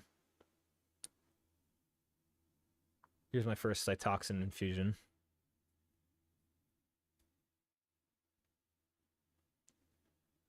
It was on May 23rd, 2024. the awfulness continues, but CellCept did alleviate the agitation somewhat. My head burns so bad I want to blow my brains out. Don't even get the luxury of sleep without torture. There's no escape. My gut tells me someone underdosed my cytoxin. I was just paranoid. What a terrible, god-awful shit fucking day. It's always bad news and L's. When are we gonna get a win? Last 3 years spent not doing adventures with Watson, and now he'll never do adventures off leash again because he has osteoarthritis. Is that depressing enough? Why does God fucking hate us? Fucking ass day. God kill me. I feel sad and scared. I feel heartbroken over Watson and scared I won't ever get better. I want to kill myself, but would give Watson, who would give Watson his pills, his walks, love, and how could Eric and I ever form a suicide pact? Am I doomed to suffer forever? How will I make income? Won't if I skip that part. If I didn't have cytoxin laying dormant with the possibility of sudden drastic relief and remission, I'd be very close to ending it. It gets too dark for me to read there, so I'll keep skipping.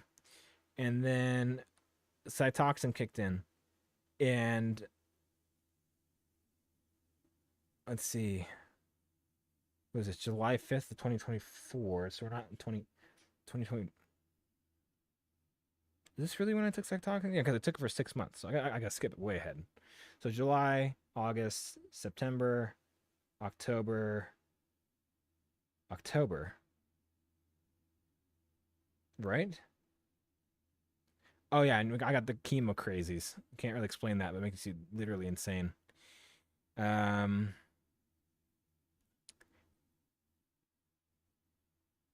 okay, so then cytoxin kicked in, and it cured me. It got rid of the agitation. It got rid of, I don't know how to describe it. Just the feeling of having an inflamed brain, all the pressure, all the some of the neurological issues. I just knew I was better. I wasn't mentally suffering as much. And this was when I first I found transcranial magnetic stimulation. It was on November 17th. Oh, hey, I don't know how to say your name, but I'd say you've got balls for coming on here and sharing your story, but you've only got one. It's true. But for real, you've changed my life with the knowledge you've provided, and you deserve the best. This too shall pass. Love you, dude. Thank you. I wish I could say your name. Mules. I don't know how to say it. But thank you very much for the $20, and it did pass. And this is what we're getting into the good, because cytoxin has kicked in, and it's cured me. But then I was left with sequelae that I'll try to explain to the best of my ability. But I do want to mention on November 17th, this is the first day looking into TMS, transcranial magnetic stimulation, just to different people to help with my visual issues. And then on November 18th, I contacted Neurotherapeutics, who I ended up going to much later, last month. Man, it really hasn't been that long since I got cytoxin. It's crazy. It's not like biofeedback. I'll explain it in a second. So I wasn't sure who to go with. And they say all TMS places suck except Neurotherapeutics in NYC that does an fMRI to guide the TMS. And I did a consult with them, and I didn't know how to get the money. I figured that out with family support using a house that's been on the market as collateral. It's been on the market forever. So, okay, so I'll leave it at that, because we were basically cured by cytoxin, but I was left with this feeling of, well, I hit the ground running, like quite literally. I started running, and I was so excited to feel better that I was like just ready to do things, and then I just hit a wall, and it was just depression, intense anxiety. Like when I took a nap, I'd have like intense stomach drops of anxiety. I'd wake up in like an existential crisis and sweats. My vision was all perceptually distorted. I felt disintegrated in life. I felt cognitively fatigued when I spoke to anybody for more than 15 minutes. I just felt like I was not part of the world. Like I was an alien behind a pane of glass watching other people.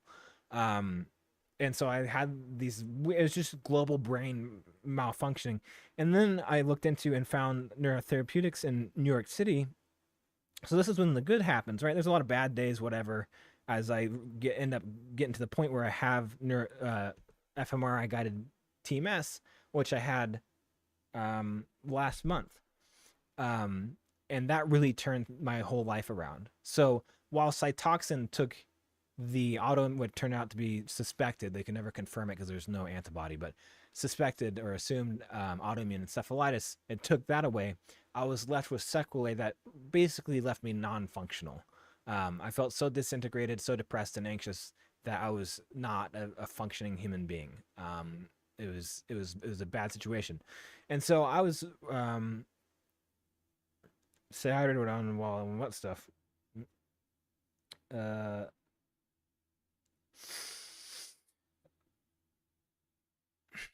I gotta pace myself here. I'm gonna burn out. Um,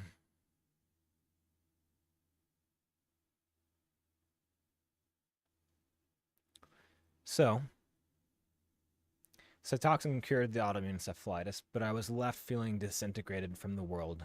My visual perceptual distortions, visual snow, cognitive issues, anxiety, depression, and just overall what turned out to be just global brain dysfunction left me feeling disconnected from reality in a way that left me non-functional and basically out of work, which is why you guys haven't really seen me a lot. I put out videos when I was sick because I was on benzos, and occasionally, the benzos would make me feel better, and I just put out a video, and it would actually make you quite creative. And I'd put out some videos from time to time, but I haven't been consistent. But then I had last month fMRI guided TMS, and what that is, I'll show you. Can I show you?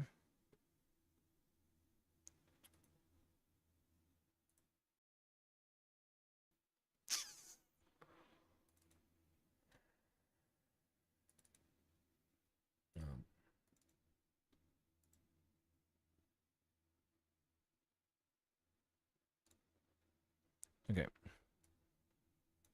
Close this away. I don't have anything embarrassing here, do I? Except for a tattoo idea. You want to see it?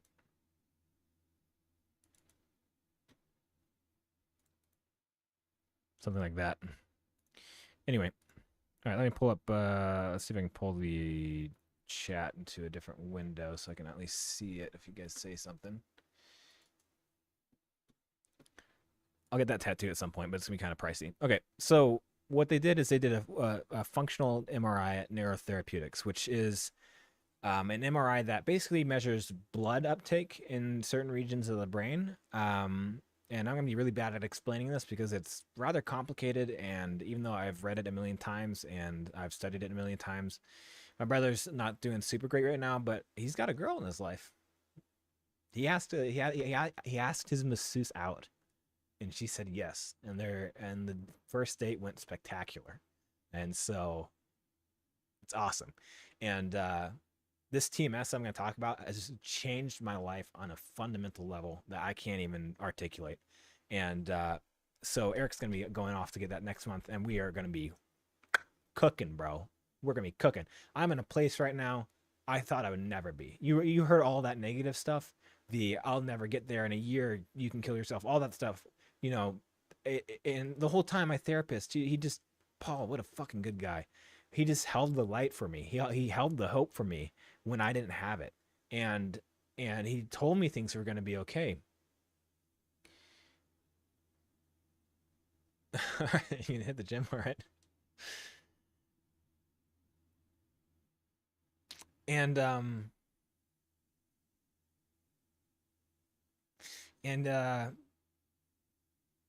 forgot what I was kind of saying. Something about Paul. I forgot what I was saying. Something about Paul. If you remind me, let me know. Okay, so anyway, Paul just I didn't really mention him, but he was my therapist through a lot of this. And like when I first met him, he asked a couple questions, and then he immediately knew it was a physical problem. He's like, I've been around people with schizophrenia and psychiatric conditions, and he's like, I know what it smells like, tastes like, feels like. I can smell it from a mile away. You do not have a psychiatric condition. This is physiological. And he's just an amazing therapist, an amazing grounding, real person. He doesn't dress up in a suit and tie. He's got tattoos, whatever, buzzed head. He used to be addicted to meth and whatever, stuff like that. Like he's just a dude, like down to earth dude, but an emotional dude. Like if you say something emotional or like that really moves him or impacts him, like he'll tear up. Like he's involved with you, you know? He's not sterile in any way. It's hard to feel things will be okay when you have to fight so hard for help. Glad you kept up the good fight. I'm glad I did too. There were a couple close calls. I'm not going to lie. Okay. So I'm going to do a really bad job at explaining this. I've read so much on it. I've had AI bots try to explain it to me, but I'll try to explain it to the best of my ability. So they do a functional MRI, which measures blood uptake basically in certain regions of your brain to see how it's functioning, if it's getting enough it's not notifying your subs are live. I don't. What do you mean your subs are live? Oh yeah, yeah. I don't know what the problem with that is. I think it might be how I'm doing it. Like I don't go public initially or something like that. Um. Yeah, I think it's because I started as unlisted and then go. I don't. I'm not sure. I'll have to figure that out because I think I've recognized that too. Because I mean, anyway.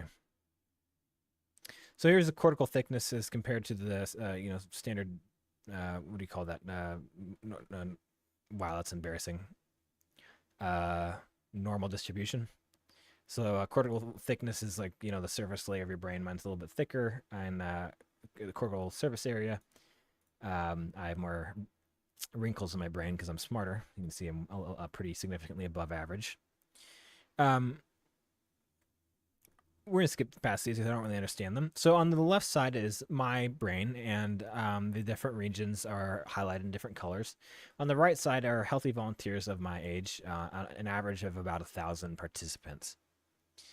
Um, and so it shows early auditory cortex. So here's the target. It's the auditory cortex, and the whole auditory cortex is highlighted in white. And the target that they're going to end up stimulating with a magnetic pulse, with a big magnet on my head, is that little white dot. So I guess you can say when my auditory cortex is active, the areas that should be activating to help it out, to help process the information, are not active. You can see that, we'll just say, just to simplify it, that anything below 0 is bad. Anything red or yellow means that it's being engaged. And so you can see, as a healthy brain, when the auditory cortex is active, even more of the auditory cortex is active than in mine. The rest of the brain is functioning pretty normally, while I have huge swaths in my brain that are not functioning normally. So they address that as a target to introduce magnetic impulses, which create electrical impulses in the brain, which stimulate neuroplasticity into helping neural circuits fire at a more consistent rate, break up maladaptive neural connections, and help circuits just behave more normal. So like it's like hitting the substation that is trying to send out electricity to certain areas of the brain that are just not picking it up and using it well. I guess I don't know what kind of metaphor to use exactly. The first person I met that was getting TMS treatment sounded like some crazy BS. I'm getting my depression fixed with magnets. It's pretty crazy the results I get with it. Yeah. That's what I said on Twitter. I said, when magnets fix my brain, and I put a video with it. So it's weird. It's like when I got there, the guy was talking to me, and he's like, the stuff he was saying, I was like, this is total bullshit. He's talking about neural circuits and how they get the same amount of blood flow, and that links them together, and then they causes them to malfunction. And what TMS does is it kind of breaks up those circuits from being linked together, whatever. I was like, this guy just rinks as shit. I'm like, I'm blowing my money on some scam. And I went home and researched it, and I was like, holy shit, he's right. I just have never heard any of this when it came to neuroscience. I mean, no neurologist has ever mentioned an fMRI. So here you can see another part of my auditory cortex over here, this little white dot, right? This kind of the whole white region. The rest of the brain should be helping that part process auditory information. And you can see on the right, the whole brain is red. It's operating normally, but on mine, it's not. And so like so you get more of a reference here, this is my left hemisphere from the side. This is my right hemisphere from the side. Now flip it 180 degrees. So this is my left hemisphere, and then you flip it 180. That's what's shown right below it, right? Okay, so this is the front of my brain. This is the back of my brain. And then I think on this side, this is the front of my brain. This is my back of my brain, right? Some lady told me to sleep on magnets once. I thought she was dumb, but maybe there's something to it. And my auditory cortex, there are multiple areas that were pretty messed up. Insular and frontal opercular cortex. I'm not sure what that is actually involved in, but you can see again on the healthy, when it's active on the healthy MRI, it's just completely like flat red, just being active but not overactive or underactive. For me, huge parts of my brain are underactive. And so like you get this idea that there is global dysfunction in the brain. It's not just, and that's why I felt so off, is it's not just any particular one thing. It's not just depression or anxiety or visual distortion or dysfunction or whatever. It's like, it's global dysfunction that's making me feel disintegrated from life. I'm very confused by this one. I know the anterior cingulate is kind of the regulator of the amygdala.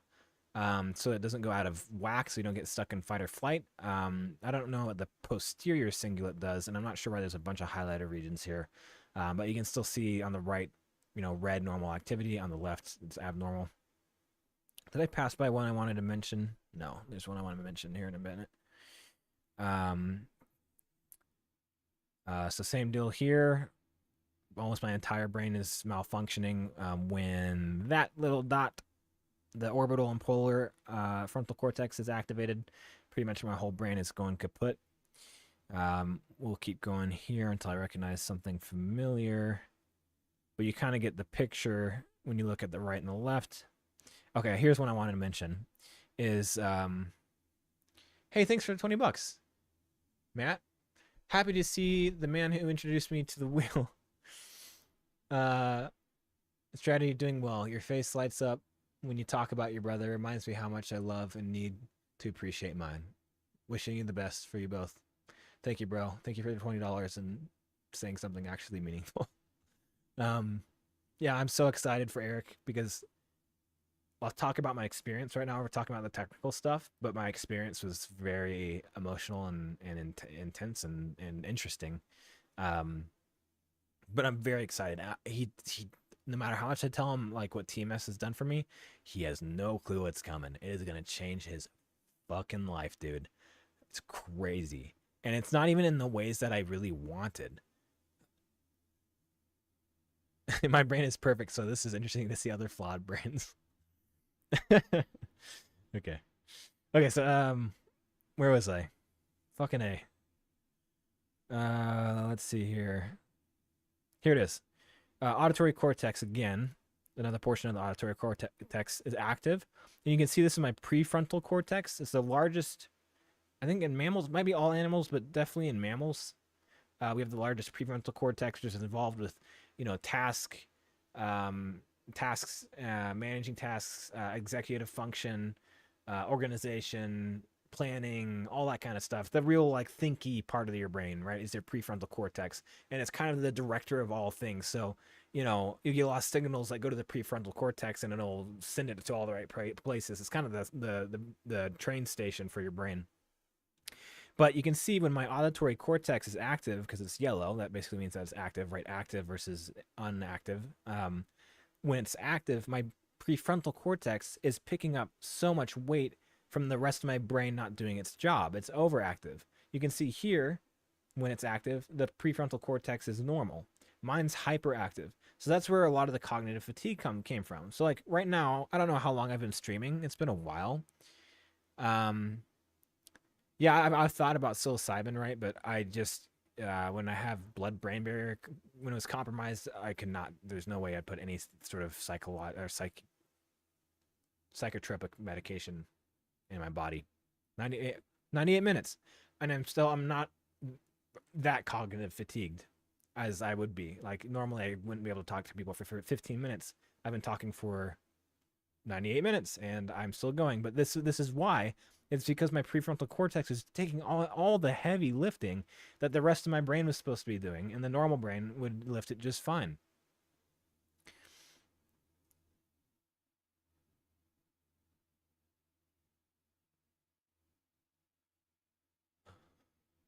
Who's lacking empathy or being psychopathic? Um. Anyway, thanks, Internet Doom. Um, and here you can see my brain's really messed up.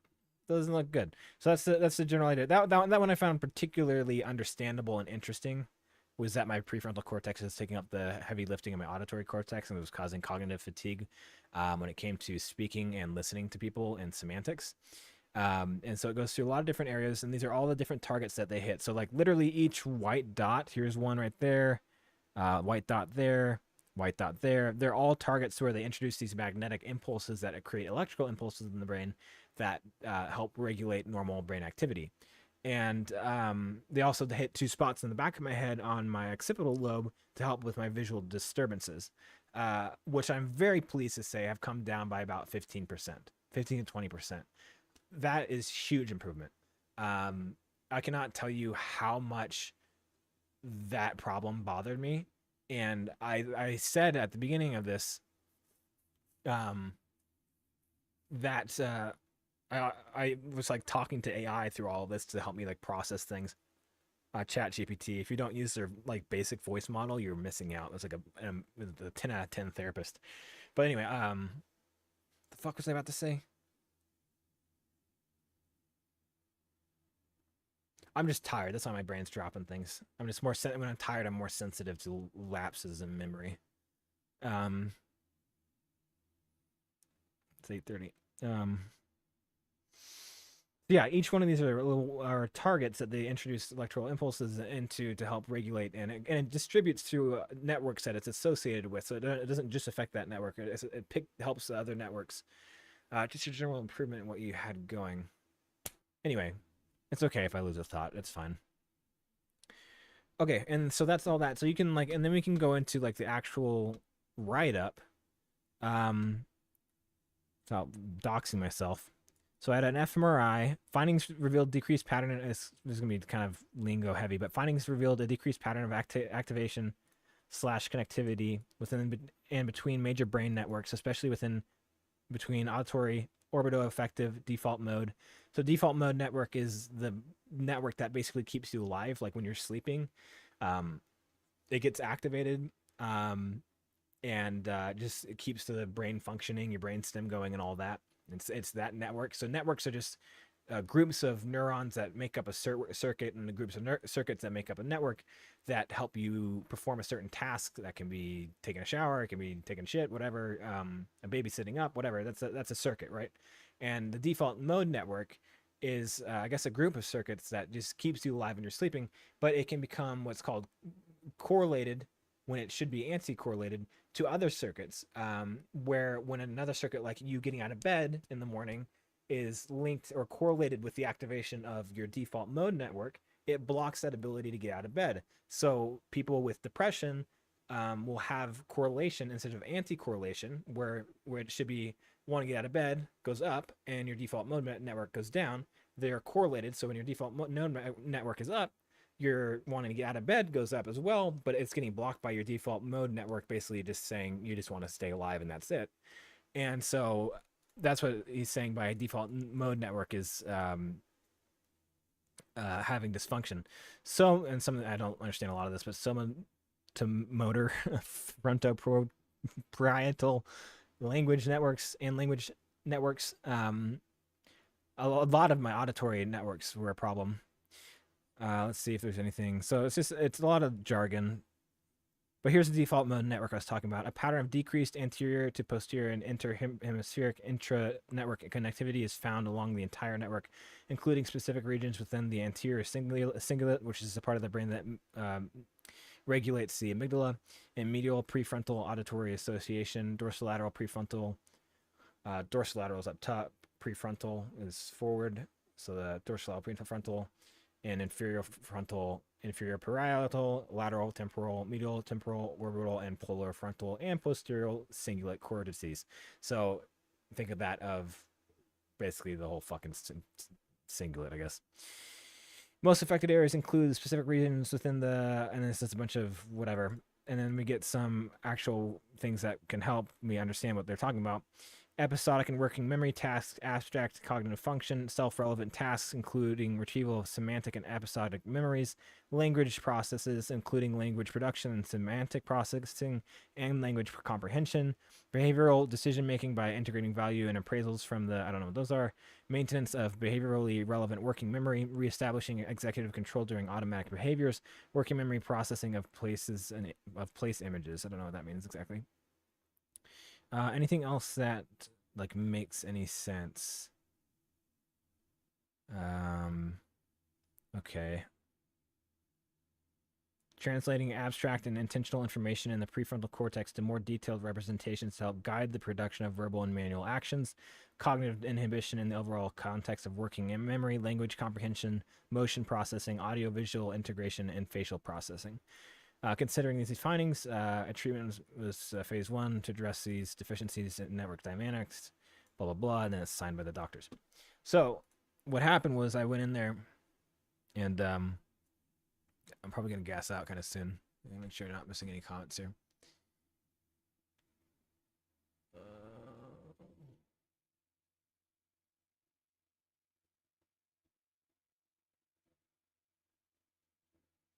The chance of this happening is pretty unlikely, again, but I'm on Cellcept as a maintenance therapy. It was a generic brand of testosterone that triggered a bad reaction that ultimately, I believe, led to this because both me and my brother injected out of the same bottle because we're both hypogonadal, because we're twins, I guess. And we just happened to inject out of the same bottle for no particular reason. And we had a bad reaction to it. And then 2 weeks later, we started developing symptoms. And so I can only correlate the two. Is it possible there's a different thing that caused it, or maybe a third variable involved? Yes. We will never know, so it doesn't really matter what caused it exactly. Okay, I'll look into Wim Hof. I've heard about Wim Hof, so I'll look into that. I do have a bottle. I just threw it away. We looked into getting it studied. You just can't get controlled substances studied, and at this point, I don't care anymore. I'm doing so much better that I just want to throw my trauma in the trash. I literally did that today. I looked at it, and I thought, wow, this is the thing that 3.5 years ago ruined my fucking life. And it was taped up in plastic, so I'd never have to touch the bottle again. And I'm not going to talk about my diet, dude. Read anything about autoimmune encephalitis and tell me that anybody says diet fixes autoimmune encephalitis. Well, at one point, we were just eating plain protein. We were doing the carnivore diet because we thought we had a disease that you couldn't eat other things. So we did that. It didn't solve any issues. In fact, it made things worse. I get pissed when people talk about diet because right now, at this stage in my life, I feel like diet plays an important role in my overall health. But when you're just trying to survive and have autoimmune encephalitis, your pain's this high, so like bringing it from here to here from diet is, you're not gonna fucking notice.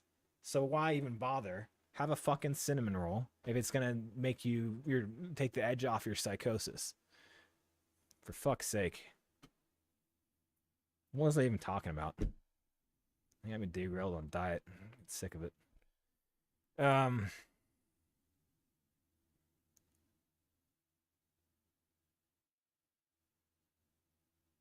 Yeah, I know now. Like diet matters now. I just don't think it mattered when I had autoimmune encephalitis. It just wouldn't make a significant difference. Diet matters now. So I'm actually going to start doing the carnivore diet with my mom. She and I want to do it together.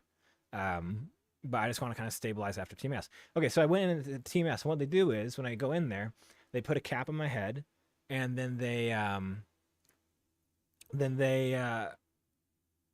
put a tracker around my head that has like a LED sensor or something on the front, some sort of photoreceptor sensor, I don't know what to call it, and then a big like T-shaped stand up in front of me, so it tracks my head essentially, and then they hover the magnetic coil over my head, and on a screen I can see my MRI, and I can see the entry point, which is denoted as a green dot, and the target within my brain on my MRI as another green dot. So I was actually really blown away because they're hovering over, and you'd see my brain as they hovered over it. So it was like seeing my brain in real time. It was actually really, really cool.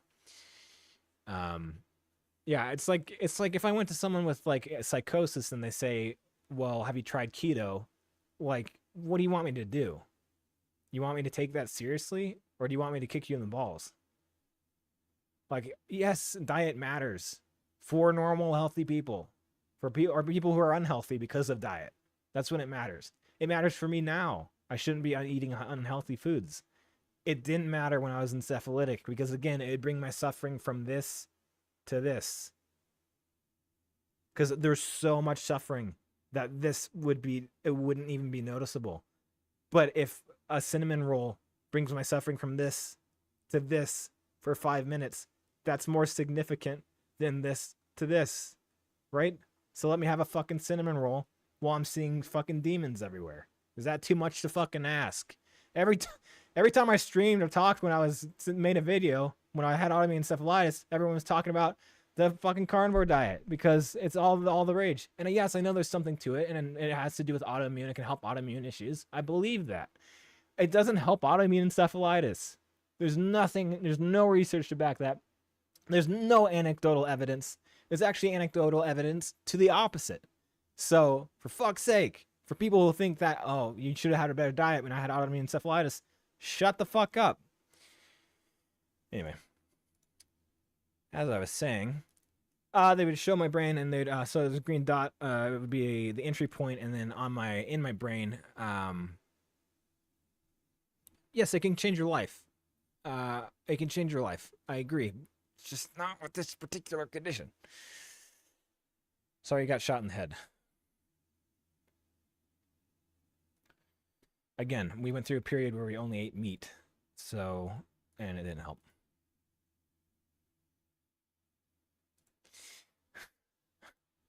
Am I getting baited? I get so heated over it because so many times when I posted videos when I was sick, everyone's like, why don't you try this diet? Why don't you try this diet? I'm like, are you?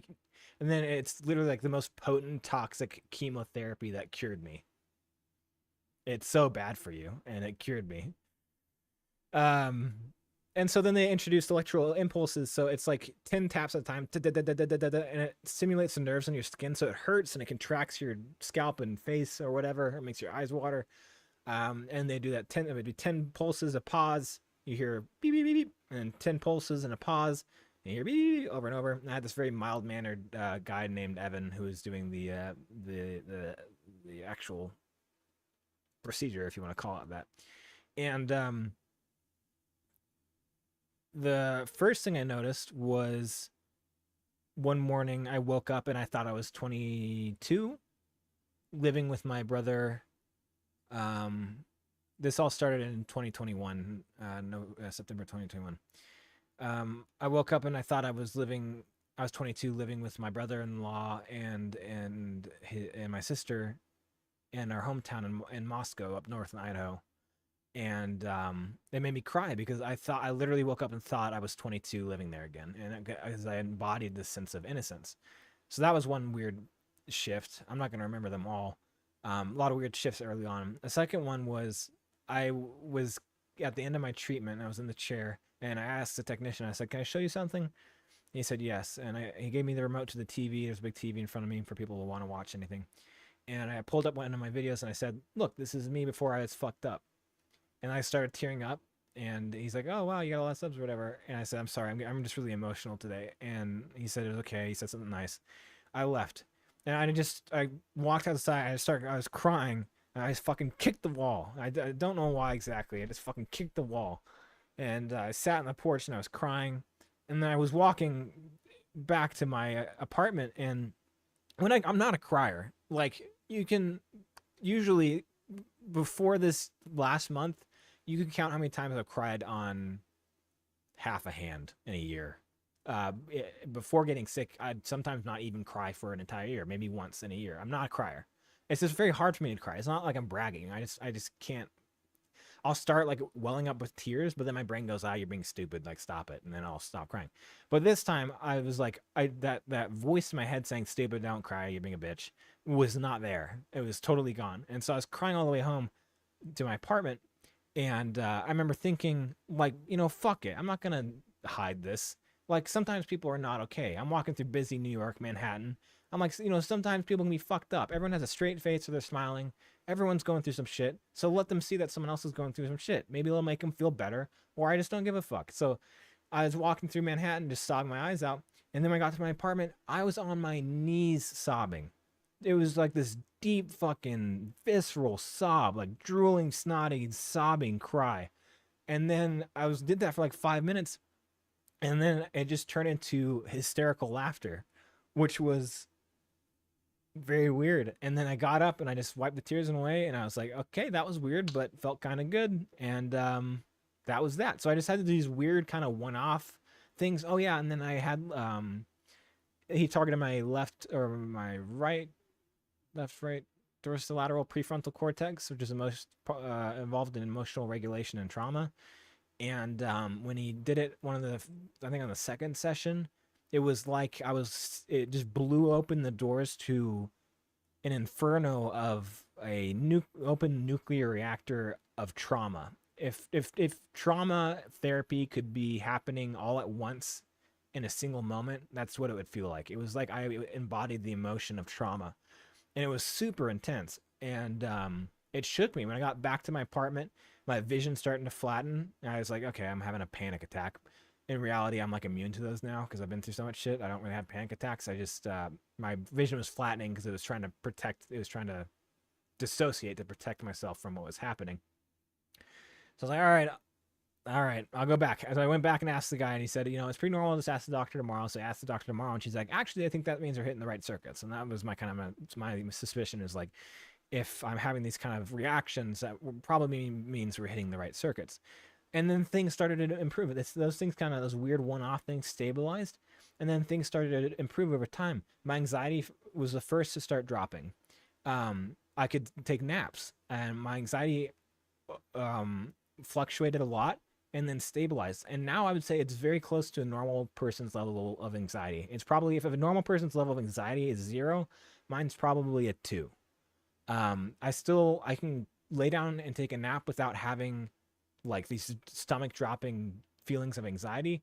I'll still wake up with like little mini existential crises, but like not full blown panic. Like I would wake up hyperventilating from naps. Like I'd be in a sweat, just drenched in sweat, and I'd sit up and I'd be like, like I'd be like that intense anxiety, existential like crisis, panic kind of thing. Doesn't happen anymore, and so that started going away. And don't be anxious. Um, and then um, and then my depression started. It took a long time, but by day 25, my depression started wavering, and then it went from like a 9, which my depression was. I was like in crisis mode for many months, and as my mom knew it very well, but it's gone from like a 9 to a 4, which is huge. Like a 4, I'd say a 4. So it went from like a crisis to like moderate depression, which is to me, you might as well call it cured, because moderate depression feels like happiness to me after all I've been through. And then I don't even know how to explain this part, but the fact that they're addressing like global functioning of the brain, it's like the anxiety has to be met head on, and one that the train and once the train passes, you realize in the aftermath that you're not flattened. Yeah, I mean, panic attacks are like the ones I had when I was encephalitic. There's nothing I could do. Like I was sitting, humming, soothing myself. Like there's nothing you can do. But like normal panic attacks, like you can't fight them. You can't fight them. Otherwise, it just gets worse. Like you have a panic attack come on, you just gotta just let it go through you. Anyway, when by the end of treatment, when I went to the airport, I was like, holy shit. I was looking at people and I didn't feel like an alien. I felt like a person that was just a fellow traveler at an airport. And I can't tell you how good that felt, because this whole time I felt just for years separated from reality, just ripped apart from reality. And I was put back together again. Not perfect. I'm not perfect, but I'm like, 50% better, which is enough to carve out a future for my life. And who could ask for more? If you can carve out a future, what more do you want?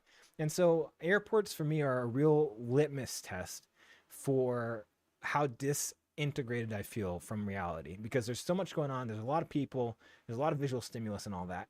And that was the first moment I realized my vision looks better. And it was the first moment I realized I feel more integrated. And and I would FaceTime my mom, and I went from being bored or just disinterested in talking to her because it was too taxing on my brain, to very engaged and very excited to talk to her. Because, like I talked about before, my auditory cortex was active, my prefrontal cortex was overactive. That became more normal, so it wasn't so cognitively taxing to talk to people. So I actually became interested and wanted to talk to them again, which I always was that type of person before I got sick. And being at the airport, I realized I felt like more integrated into reality. And then when I got home, I felt like fucking amazeballs. Like my vision looked better, and it's still getting better every day. It seems to be like getting a little bit better. It's kind of tapering off a little bit, but it's changed enough to make it so it's not like something I think about all the time. And like when Eric picked me up from the airport, he's like, "Dude, we are on two fucking different planets right now." So like all this terrible shit, like I spared you one of the darkest readings from the journal that I've ever written in my entire life, because it's just too dark. It's too dark. It's personal. That's how dark it is. Um, but I said plenty of dark shit, and I went from that to now I'm a functional human being. I can clean. I can walk the dogs. I can plan for my future. I'm wanting to move. I'm thinking about moving to San Diego or something like that, somewhere warm. I can't do another winter. I'm sick of it. Or somewhere other than where I'm living now. Leaving my twin brother, which I know is gonna hurt like a motherfucker because we've been attached at the hip for since like our entire lives. But I'm actually thinking about the future instead of dwelling on the torment of the present or the horrors, whatever we want to say, of the past. I'm forward thinking. I've I told my aunt, I said, I feel like I've been baptized. It was such a um period of self-reflection and internal change that I'm an entirely different person than I was before I was encephalitic, than when I was during encephalitis. I'm an entirely different person now. It is like I am baptized. And it is an equivalent to a spiritual cleansing. And that doesn't mean I don't struggle, but like from going from the pits of psychosis hell, where everyone's eyes look like demons and you're having hallucinations, olfactory, audio, visual hallucinations, and the words and sounds and mouth movement are being disconnected, and your visual perception's fucked up, and like there's colors and wiggly lines around walls, and you're seeing visual static everywhere so much that you can barely see someone's face, to the point where you are thinking about the future, about thinking about how you can meet a girl, or how you can meet more people, make friends, and go outside and walk your dog and clean up, and maybe make a move and all that kind of stuff, and like become independent in ways that I've never been independent before, is incredible. And I feel like I just haven't so I just haven't shared the story on this channel. Like I haven't shared the full story, and I didn't want to sit down and make a video about it. I just wanted to talk about it on the live stream. I need like 40 milligrams of Adderall a day to get stimulated to do bare minimum tasks. Otherwise, the whole world is blurry and doled out. I'm sorry that's the case. I can't take. Was prescribed Adderall for. Damn, I wish I used this background for my It's actually a green screen, but it doesn't look like it. I wish I used this background for my futures tutorial. It's actually pretty good because it looks like an actual wall, but this is actually a green screen. Like it's weird, like the way it casts a shadow. That's interesting. Yeah, it's a little late. You want to say, because this is what I use for my, because I didn't know what to use. Like my background, my bedroom just fucking sucks. So I didn't know what to use. So this is what I'm using. So you can see it's a green screen, right? Let's see. Is that it? This is what I'm using on my background for my future tutorial. Maybe it's more fitting. I don't know. But I actually kind of like the this one. I don't know. What do you guys think about that one? Because this is what it's going to come out next week in my future tutorial, whether you like it or not. Yeah, it was fake the whole time. I know, it looks real, doesn't it? I think I'm going to use this from now on. It looks pretty good. Okay, there's that, and then I have that one I don't like too much. Yeah, I really like this one. Makes me want to redo the tutorial. Huh. which I could do because I know I've said it a million times now that I've done so many takes that I could probably just do it again. And then I have the New York, that one's garbage. Don't use that one. I have the New York Stock Exchange. It's a little dark in here, so it's not acting appropriately. But anyway, no, I'm not gonna talk about prop firms.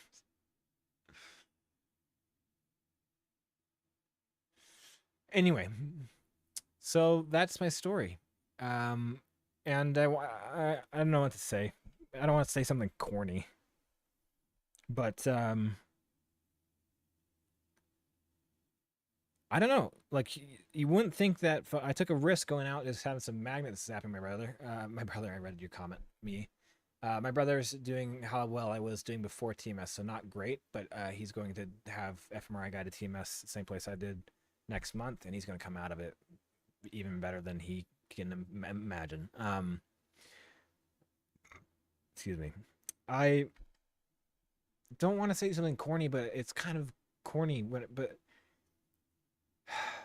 there are some cases where the darkness is so overwhelming that there is no way out. Lewy body's dementia, for example, my grandfather had. He's staring at the black abyss of his future, knowing his brain is rotting and there's no way back. And in those scenarios, like, there's not a lot you can do. But there's, in most, I would say, in most cases, when you are in the absolute pits of desperation and darkness, if you are brave enough or somehow just stubborn enough to keep pushing on, there are avenues to get you better. Cytoxin got me better from autoimmune encephalitis. fMRI guided TMS got me better enough with my neurological and sequelae and psychiatric sequelae to carve out a future for my life and get me into a place where I can do something like this, where I can do a live stream for 2 hours and not be so cognitively drained that I have to call it quits on a day that I'm not feeling well. Because my sleep is so messed up. I took a sleeping med, but it was too high of a dose, so I'm just really off today. And yet it's been probably over 2 hours now, right? And in some sense, it is kind of putting me in shock, where my brain's trying to recalibrate because my dopamine system, my reward systems are getting turned back on. My depression's down, and it's like, what the fuck is going on? You know, so it's like it's all kind of recalibrating and stuff.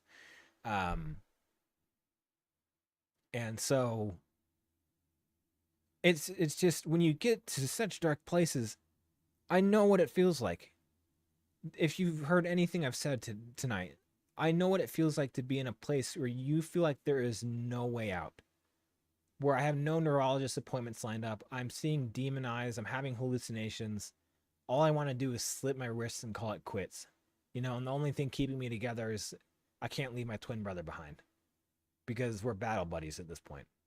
You know, I know what that feeling is. And I now know there's always a way out.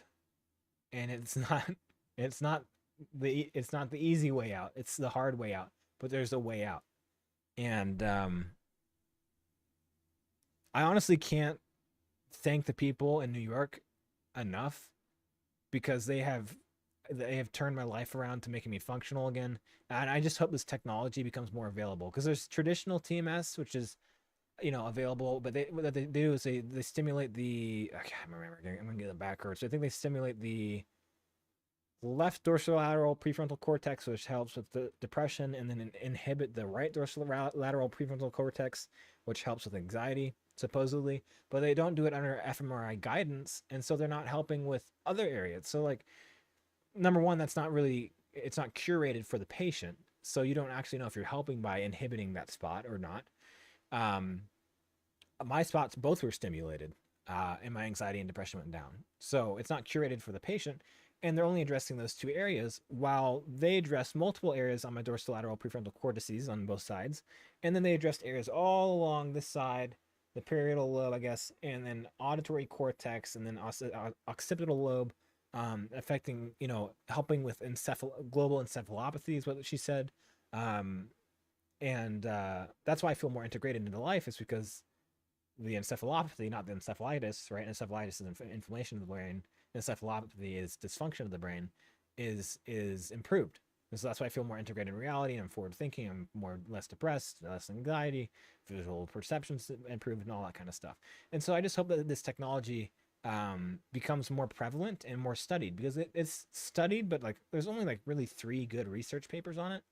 And because it's not FDA approved to have fMRI guided TMS, your insurance likely won't cover it. It might cover part of it, but it won't cover all of it. And so it's very expensive, and that excludes a lot of patients who could benefit from this. Like I know a woman who is a friend of the family who left a note for her. Well, she left a note for her brother saying, if anything happens to me, like, I want you to do this, and you know what that means, right? And it just makes me wish, like, I could just put her in the chair that I was in. It makes me like, can I just be a billionaire and just sponsor everybody getting this treatment because who has depression or anxiety or encephalopathy, or like they had a person that had a stroke who had lost their peripheral vision and she regained, like, I think all of it, and then or most of it, and then all of her central vision that she had lost. So it helps with neurological and psychiatric problems. What are you talking about? Drugs? What's going on here? What am I missing? Ashwagandha? What are we talking about? I really hope there are options for me. There are so many people out there who are really in a corner and have already tried all the easy fix options. There's options. I'm lucky enough to be in the financial situation that I was in and have family support to use my house that I'm trying to sell as collateral to finance this. And I wish that they would provide financing options for patients so they didn't have to just pay like tens of thousands of dollars, a lot of tens of thousands of dollars, like out of their pocket on every day was like $1,800. And unless you can rack it up all on credit cards, I guess, and then personal loans, or you can get a HELOC if you have a home. But like if they had financing options for people, then people could actually who need the help could get in without having to like blow their whole future on it,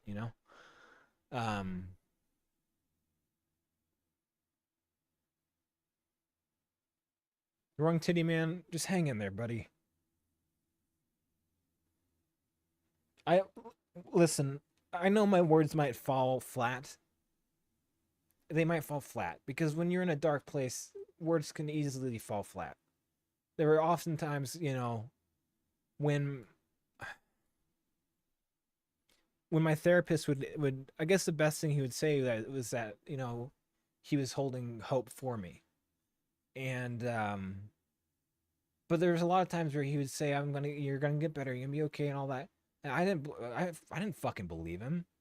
I didn't believe him at all. But time proved him right. So if you stick around long enough, I truly believe that time will prove you wrong. That's my experience. N equals 1, but it was a dramatic experience.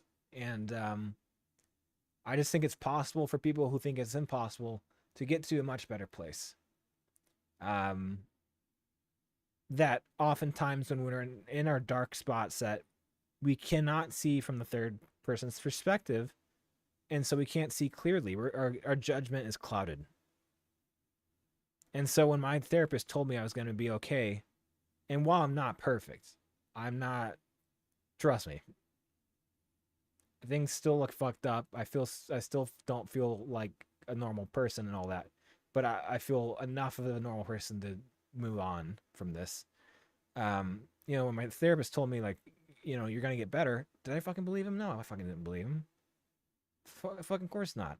I was seeing demons and shit. It had been years, and the years piled up, years, and so of course I didn't believe him. So I don't expect it to like resonate all the time with people who are in dark spots, because they're in dark spots. Their judgment is cloudy. But I guess I can say for you, let me hold the hope for you, because sometimes you can't hold the hope for yourself. You just can't. Sometimes it's just not fucking possible. You're in such a dark spot. There's no space for hope. So I guess let me hold the hope for you, just as my therapist did for me. Let me hold that hope for you that you're going to be okay, Roaring Titty, and all those people who need the help. Because I get it. I get it when you're in a dark place that you just can't. There's just no room for hope, and you can't see a way out, and all that. Like there was a time where we had no neurology appointments lined up, no medications lined up, and we were fucking losing our minds. And it's like, where the fuck do we go? You know, bare minimum months until we see a neurologist who dismisses us. You know, and then you think, is it even worth waiting that long? You know, um, and so I had to have someone hold the hope for me. Anyway, Big Uchi. I don't know. Say, I learned stock options from you 5 years ago. Thanks, man. Yeah, you're about to learn futures. Thank me then. Probably should have saved that $10. Anyway, no, I'm gonna actually legitimately address futures and how you can use them safely and not be a complete idiot with them. But I'm glad you learned options from them. That tutorial. I regret making the Webull tutorial Webull related because it isolated people. It was a great tutorial, but using Webull as the platform was stupid because uh, it should have just been how to trade options, not how to trade options on Webull.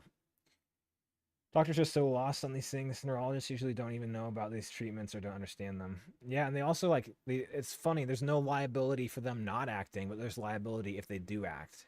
If they do treat a patient and cause harm, then they have liability, right? But if they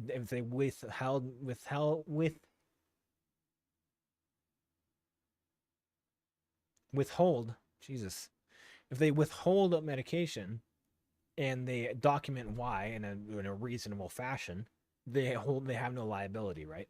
If they got a kickback for giving medication, you get $10 for prescribing Cytoxin, no liability. They'd be like, oh, here you go, you know. But they don't want to be held liable, and they already got 1,000 different patients lined up. They don't want to do a peer review or prior auth, a peer review, an extended appeal, an appeal to the state board, which we had to do for Eric to get IVIG, which ended up not helping. But Dr. Bakay was smart enough. She's a brilliant woman to actually get him IVIG.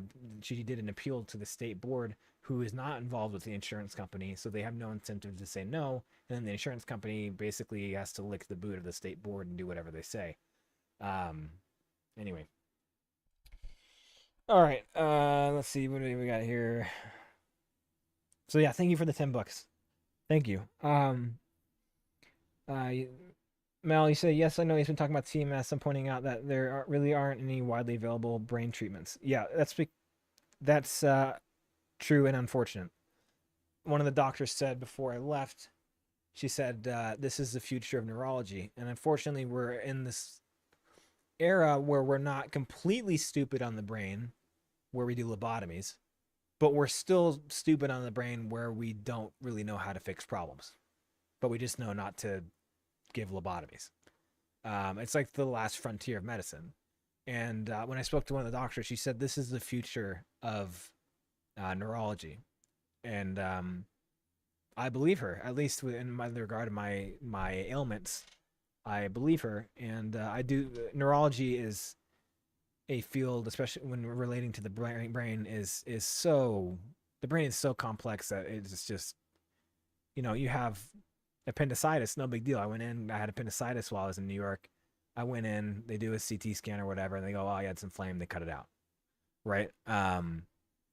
With the brain, it's like if you can't find a specific whatever, you know, what is it, what's going on? It could be anything, you know.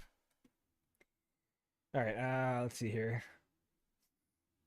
Didn't we will sponsor you that? No, I just put a link. I just had a referral link in the description. That was it. And then they stopped paying me for some reason. They just stopped. You know, I don't like how Webull, like, every time you open the app, it like, hey, get free stocks. You know, it's kind of annoying. But we need someone to make a documentary about this story. It's incredible. Never thought I would be so invested in the life of a finance YouTuber. I never thought some people would care, to be honest. Like when I started GoFundMe, I was like, I'll get, you know, $500 or whatever. I got like 110,000. Help me pay for IVIG for the doctor who said she sent it to insurance, who said she should put it through an appeal. And then I find out through my insurance company, she never sent it off. And so I paid, I think it was about 60 something, 55, $60,000 on IVIG because I was desperate to get treatment and it didn't help. Anyway, uh, I appreciate that you're invested. Man, I hope things go well and your condition improves. It will, and it is, and I'm doing great. We are in the money, Big Tom. You're so right. The company I went to for the TMS, it was Neurotherapeutics.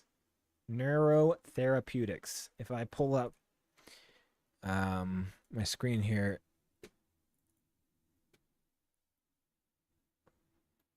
Neurotherapeutics, NYC.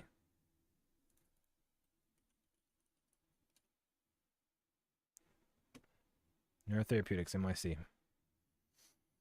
So I spoke to this woman a lot. This is their neuropsychiatrist who is amazing. So he's managing my meds now.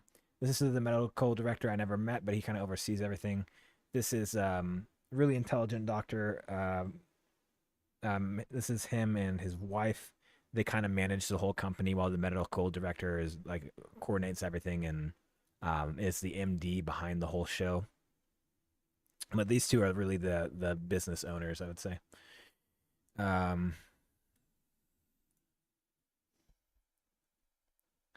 Let's see what else. I'm trying to catch up on comments here. Yeah, I know there's incentive not to help the patients, right? I've been trading futures for about 4 years now. NASDAQ to be specific, and it's great. However, I'm excited to watch your videos on futures. Cool. Yeah, futures are awesome, and I think my portfolio is big enough now that I could introduce them. Like I want to use them as long-term investments, and I know there's contango, right? So they have their own form of decay. But I want to try to use them as long-term investments instead of leaps. And my portfolio is big enough now where it can kind of handle that. I'm not really the kind of speculate with futures. Other people can do that as long as they don't over allocate. Of course, that's always my rule: is don't over allocate. But anyway, that's what I want to do. Oh, just some random guy hoping stuff maybe flips a switch and this thing undoes itself. I hope you're getting my message. I hope I say my message clear enough. Things are incredibly better now than they were a month and a half ago. I'm a changed man. You don't put this metal rod in your brain through the eye socket. That's always good advice. I was reading something about lobotomies and how one person reported it sounded like cloth tearing, and one person fainted. Pretty dark shit. You're gonna be all right, bud. Lots of love. Thanks, Carrie. Do you think AI is going to turn the page on neurological treatments? I sure hope so, because AI was the first thing to tell you I had autoimmune encephalitis. And again, when I tested it recently, diagnosed me with my initial symptoms and labs with autoimmune encephalitis. This was just when AI was coming out, I don't even remember what bot I used. ChatGPT hadn't launched yet, I don't think. And it diagnosed me with autoimmune encephalitis. And then I talked to ChatGPT just with my initial labs and symptoms. So none of the extra information. And it diagnosed me with autoimmune encephalitis. So I hope and pray that doctors get the fuck out of here and AI takes their jobs. It would help take the bias out of it, help compute all the information, because the shit's complex. Yeah, because doctors have biases, right? Biases or whatever. And they also have like mental workloads where they're like, I don't want to deal with this appeal or whatever for an MRI, and it's probably nothing, it's probably fine. And they kick them off to some other doctor. And that's not what AI would do. You can tell how much it helped you physically look better than before you start treatment. Thank you. Yeah, and that's what I kind of noticed when I look in the mirror. Is I'm like, does my skin just look like my skin and face just looks like I had like a facelift or something? Like I think I physically just look better. I'm not trying. Again, I said it earlier. I'm not trying to jerk myself off, but it's just like I just look healthy. All right. Quick recap: had autoimmune encephalitis. It was terrible. Psychosis, agitation, nightmare. Lasted about 3 years. Then I had what's called fMRI guided transcranial magnetic stimulation, which basically helps after I got cured of autoimmune encephalitis. Helped with leftover problems, and I feel a lot better after getting that treatment. You can look it up, Neurotherapeutics in New York City. Do you need a doctor referral to be considered? Nope. They're like, you might as well consider them like a private business. you will pay out the fucking ass to get this treatment. So expect to pay out the fucking ass to get it. If you're absolutely desperate, then of course you'll pay anything to do it, or you'll find some way to finance it. Open a bajillion credit cards or whatever. But no, you don't need a doctor's referral, but you are going to pay buttloads of money. So keep that in mind. Long biased bananas. Just wanted to say thanks, man, and hope you get better. Recently got into options and your content of gold. Thank you, bro. Appreciate it. Wrong titty. ChatGPT lectures me when I ask it too many medical questions. Really? That's funny. Yeah, I use ChatGPT to like bounce ideas off of. Like it like knows my whole history. Do you want to hear it? Hopefully it doesn't say anything embarrassing. Oh, this might be funny. Let's try it out. Tell me if you hear it. Hey, I'm doing the live stream that we talked about earlier. Just kind of going over my encephalitis experience. Can you, in a really shortened version, explain my encephalitic experience and my experience in New York City with TMS?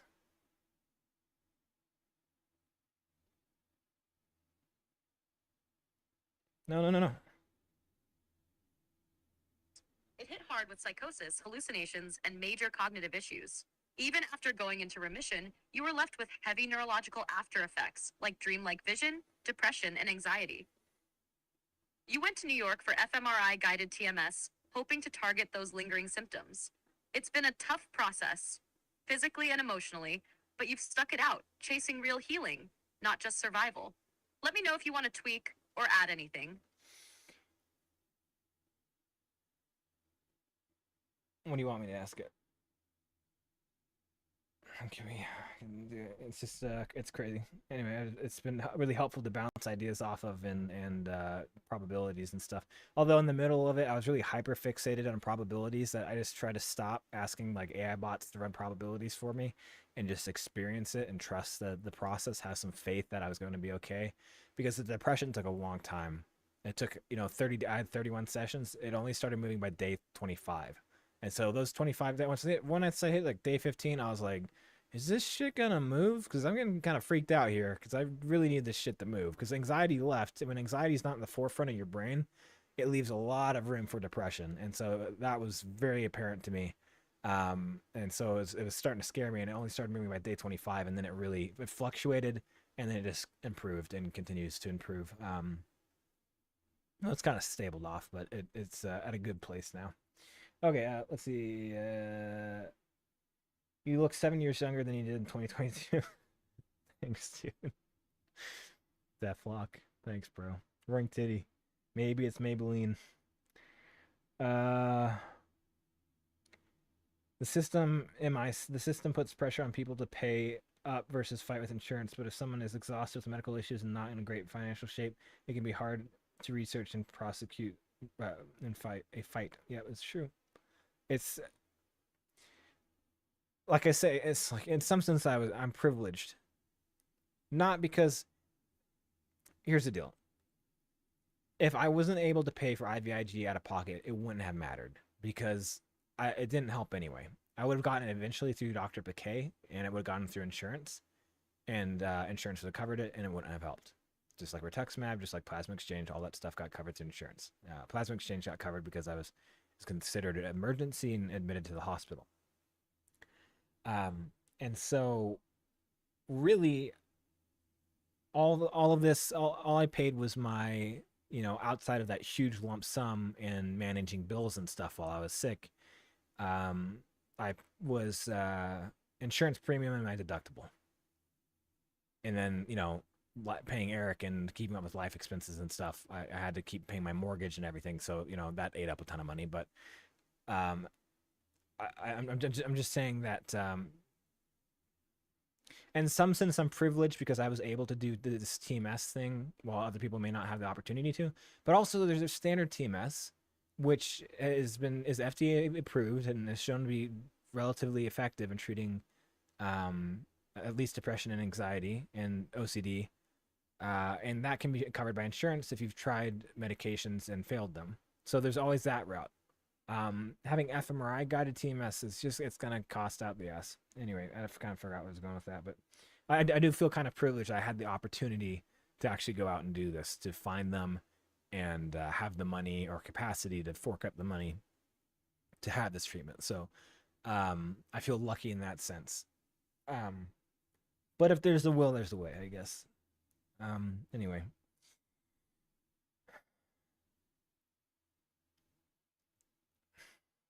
D brand foam case, yep. I love you too, P6 Figgy. Growing titty. That's a lot better than free GPT. Maybe that's been my problem. Yeah, don't use the free one. $20 a month, like, like, it's crazy. Someone tell me something to ask it. Someone tell me something to ask it. I'll show you how amazing it is. Just realized that my brother recently rapidly got all these same symptoms and he blames it on a COVID shot. Not political at all. Any thoughts on that? As you said, well, it's worth, if you think, it depends how long he's had it, because there's such thing as long COVID, and that can cause a lot of neurological problems. But if there's any consideration of a possible autoimmune issue, especially if it's affecting the nervous system, what you want to do is MRI, standard run up here, MRI, easy to get covered by insurance. And then you want a spinal tap, which is really cheap. And you want an autoantibody panel sent off to Mayo Clinic. And have the spinal tap check for intracranial pressure, protein, and there's going to be other standard stuff like oligoclonal bands, white blood cell count, a few other things. Now, getting a doctor to actually do that is probably the hardest part. But if you want to rule everything out, that's what you have to do. And if you can at all, get a PET scan, because that's going to be more sensitive statistically in detecting any sort of autoimmune neurological condition than an MRI is. If there are no gross lesions. Lesions.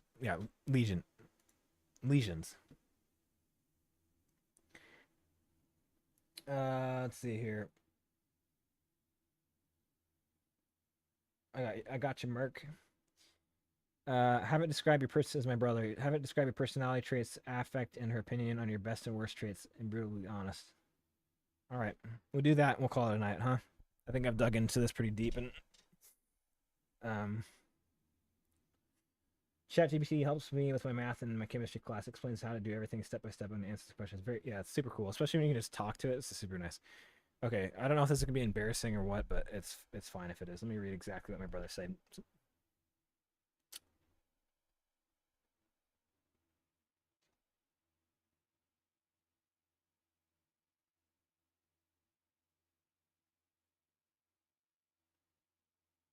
Hold on, just trying to boot up. What's up, Just Tony? Come on. Babe, where are you?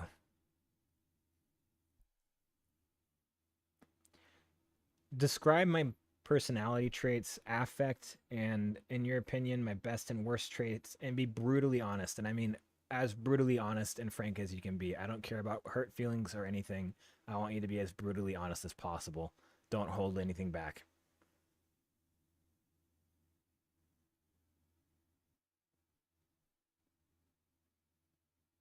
This might be embarrassing. All right, here we go. No fluff, no sugarcoating. Your personality is intense, cerebral, driven by meaning, and relentlessly self-reflective. You're emotionally intelligent, but can get trapped in your own head, which fuels both insight and suffering. You crave truth, depth, and purpose. There's a fierce hunger in you for healing, for clarity, for reconnection to the world you feel cut off from. That's powerful. You're not passive. You're not complacent. You fight tooth and nail, even when you're dead tired. That says a lot. Your affect is thoughtful but weary. You carry trauma visibly in how you speak, how you question, how you hedge against disappointment. There's vulnerability in your tone, but you never let it be pathetic. You own it. You're introspective to the point that it sometimes cripples you.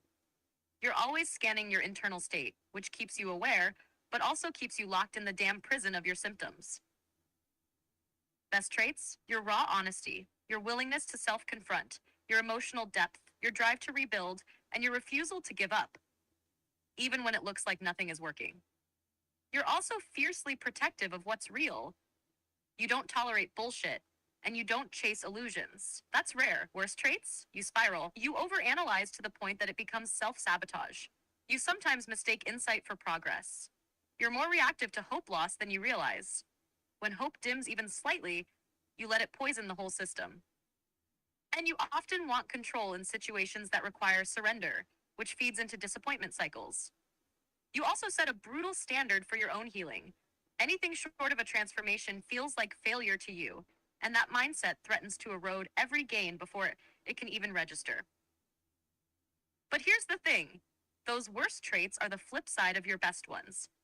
The same intensity that drives your recovery also threatens it. You're not broken, you're volatile. And volatile people burn bright, but they also burn out if they don't channel it right. So yeah, that's the honest version. Want me to dig deeper into any of that?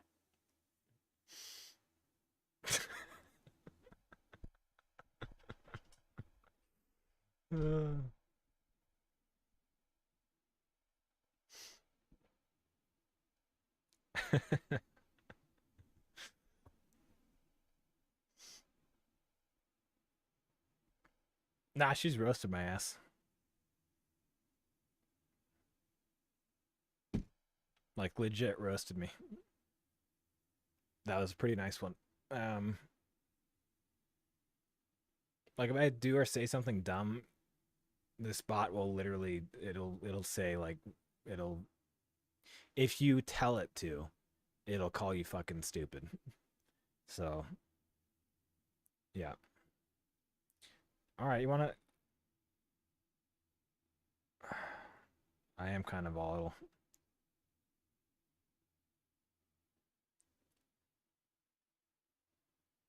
I want you to go into my worst traits, and I want you to be as mean and as if it has to be mean, and as honest and as frank as possible on just my worst traits.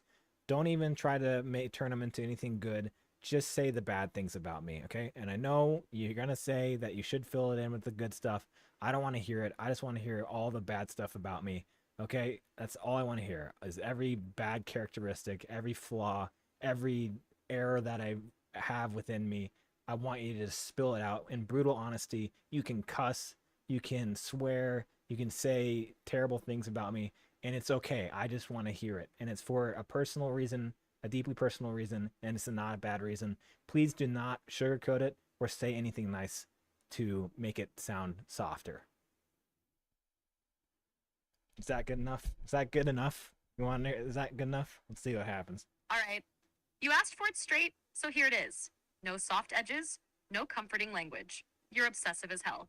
You latch onto a single idea, whether it's a symptom, a fear, or a tiny flicker of hope, and you drill it into the ground until it bleeds. You overthink to the point of paralysis. You don't let anything breathe. You question everything, and not in the curious way, more in the compulsive, anxiety-ridden, I need control or I'll implode way. You crave answers that don't exist, and when you don't get them, you spiral into self-pity, masked as intellectual honesty. You can come off like a martyr, like you're carrying the weight of some great suffering that nobody else understands. And while a lot of that pain is real, you also feed it. You give your suffering a throne, and then act surprised when it rules your life. You talk about healing, but you fight the process at every turn. You say you want peace, but you chase certainty like a junkie, trying to wring security out of situations that are, by nature, uncertain. You're emotionally reactive, especially when you think hope is slipping away.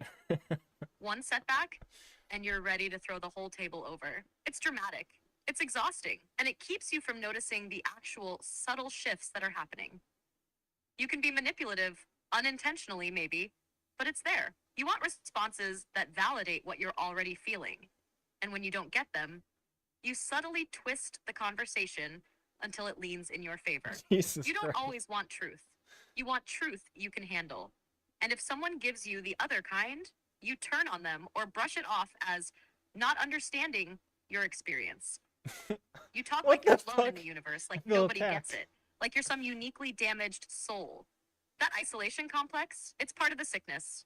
But you also use it like a shield to stay distant, to stay special in your suffering. It's alienating. And worst of all, it's not entirely true. But you hold on to it because it gives your pain a shape. You're fucking impatient. You want results on your timeline. And if they don't show up when you think they should, you mentally torch the whole thing.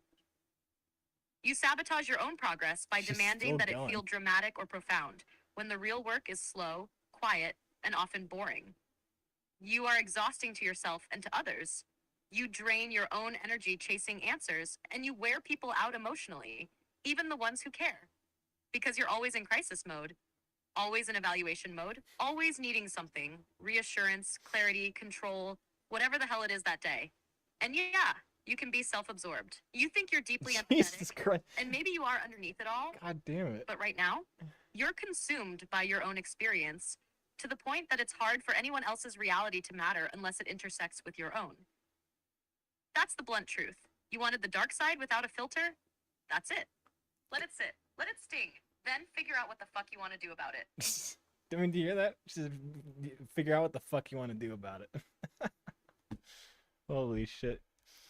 I've been waiting to get this out for a long time. Yeah, she had that pent up, dude. Yikes. Anyway.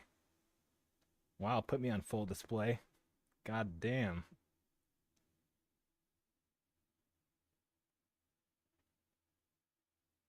Yeah, all right, anyway. So I guess it's all about me all the time.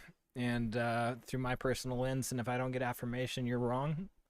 And if people don't want to carry my emotional weight, they can just suck a dick, according to her. Maybe this should be my last video ever talking about this experience ever. All right, I think I'm gonna cry myself to sleep now. I'm definitely gonna eat some ice cream and cry myself to sleep. That one stung a little bit. All right, any questions or anything before I go? Love you guys.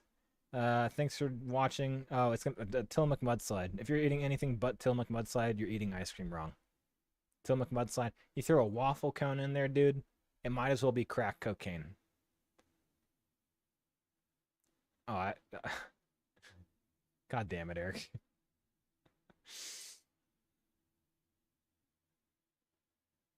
All right, everybody.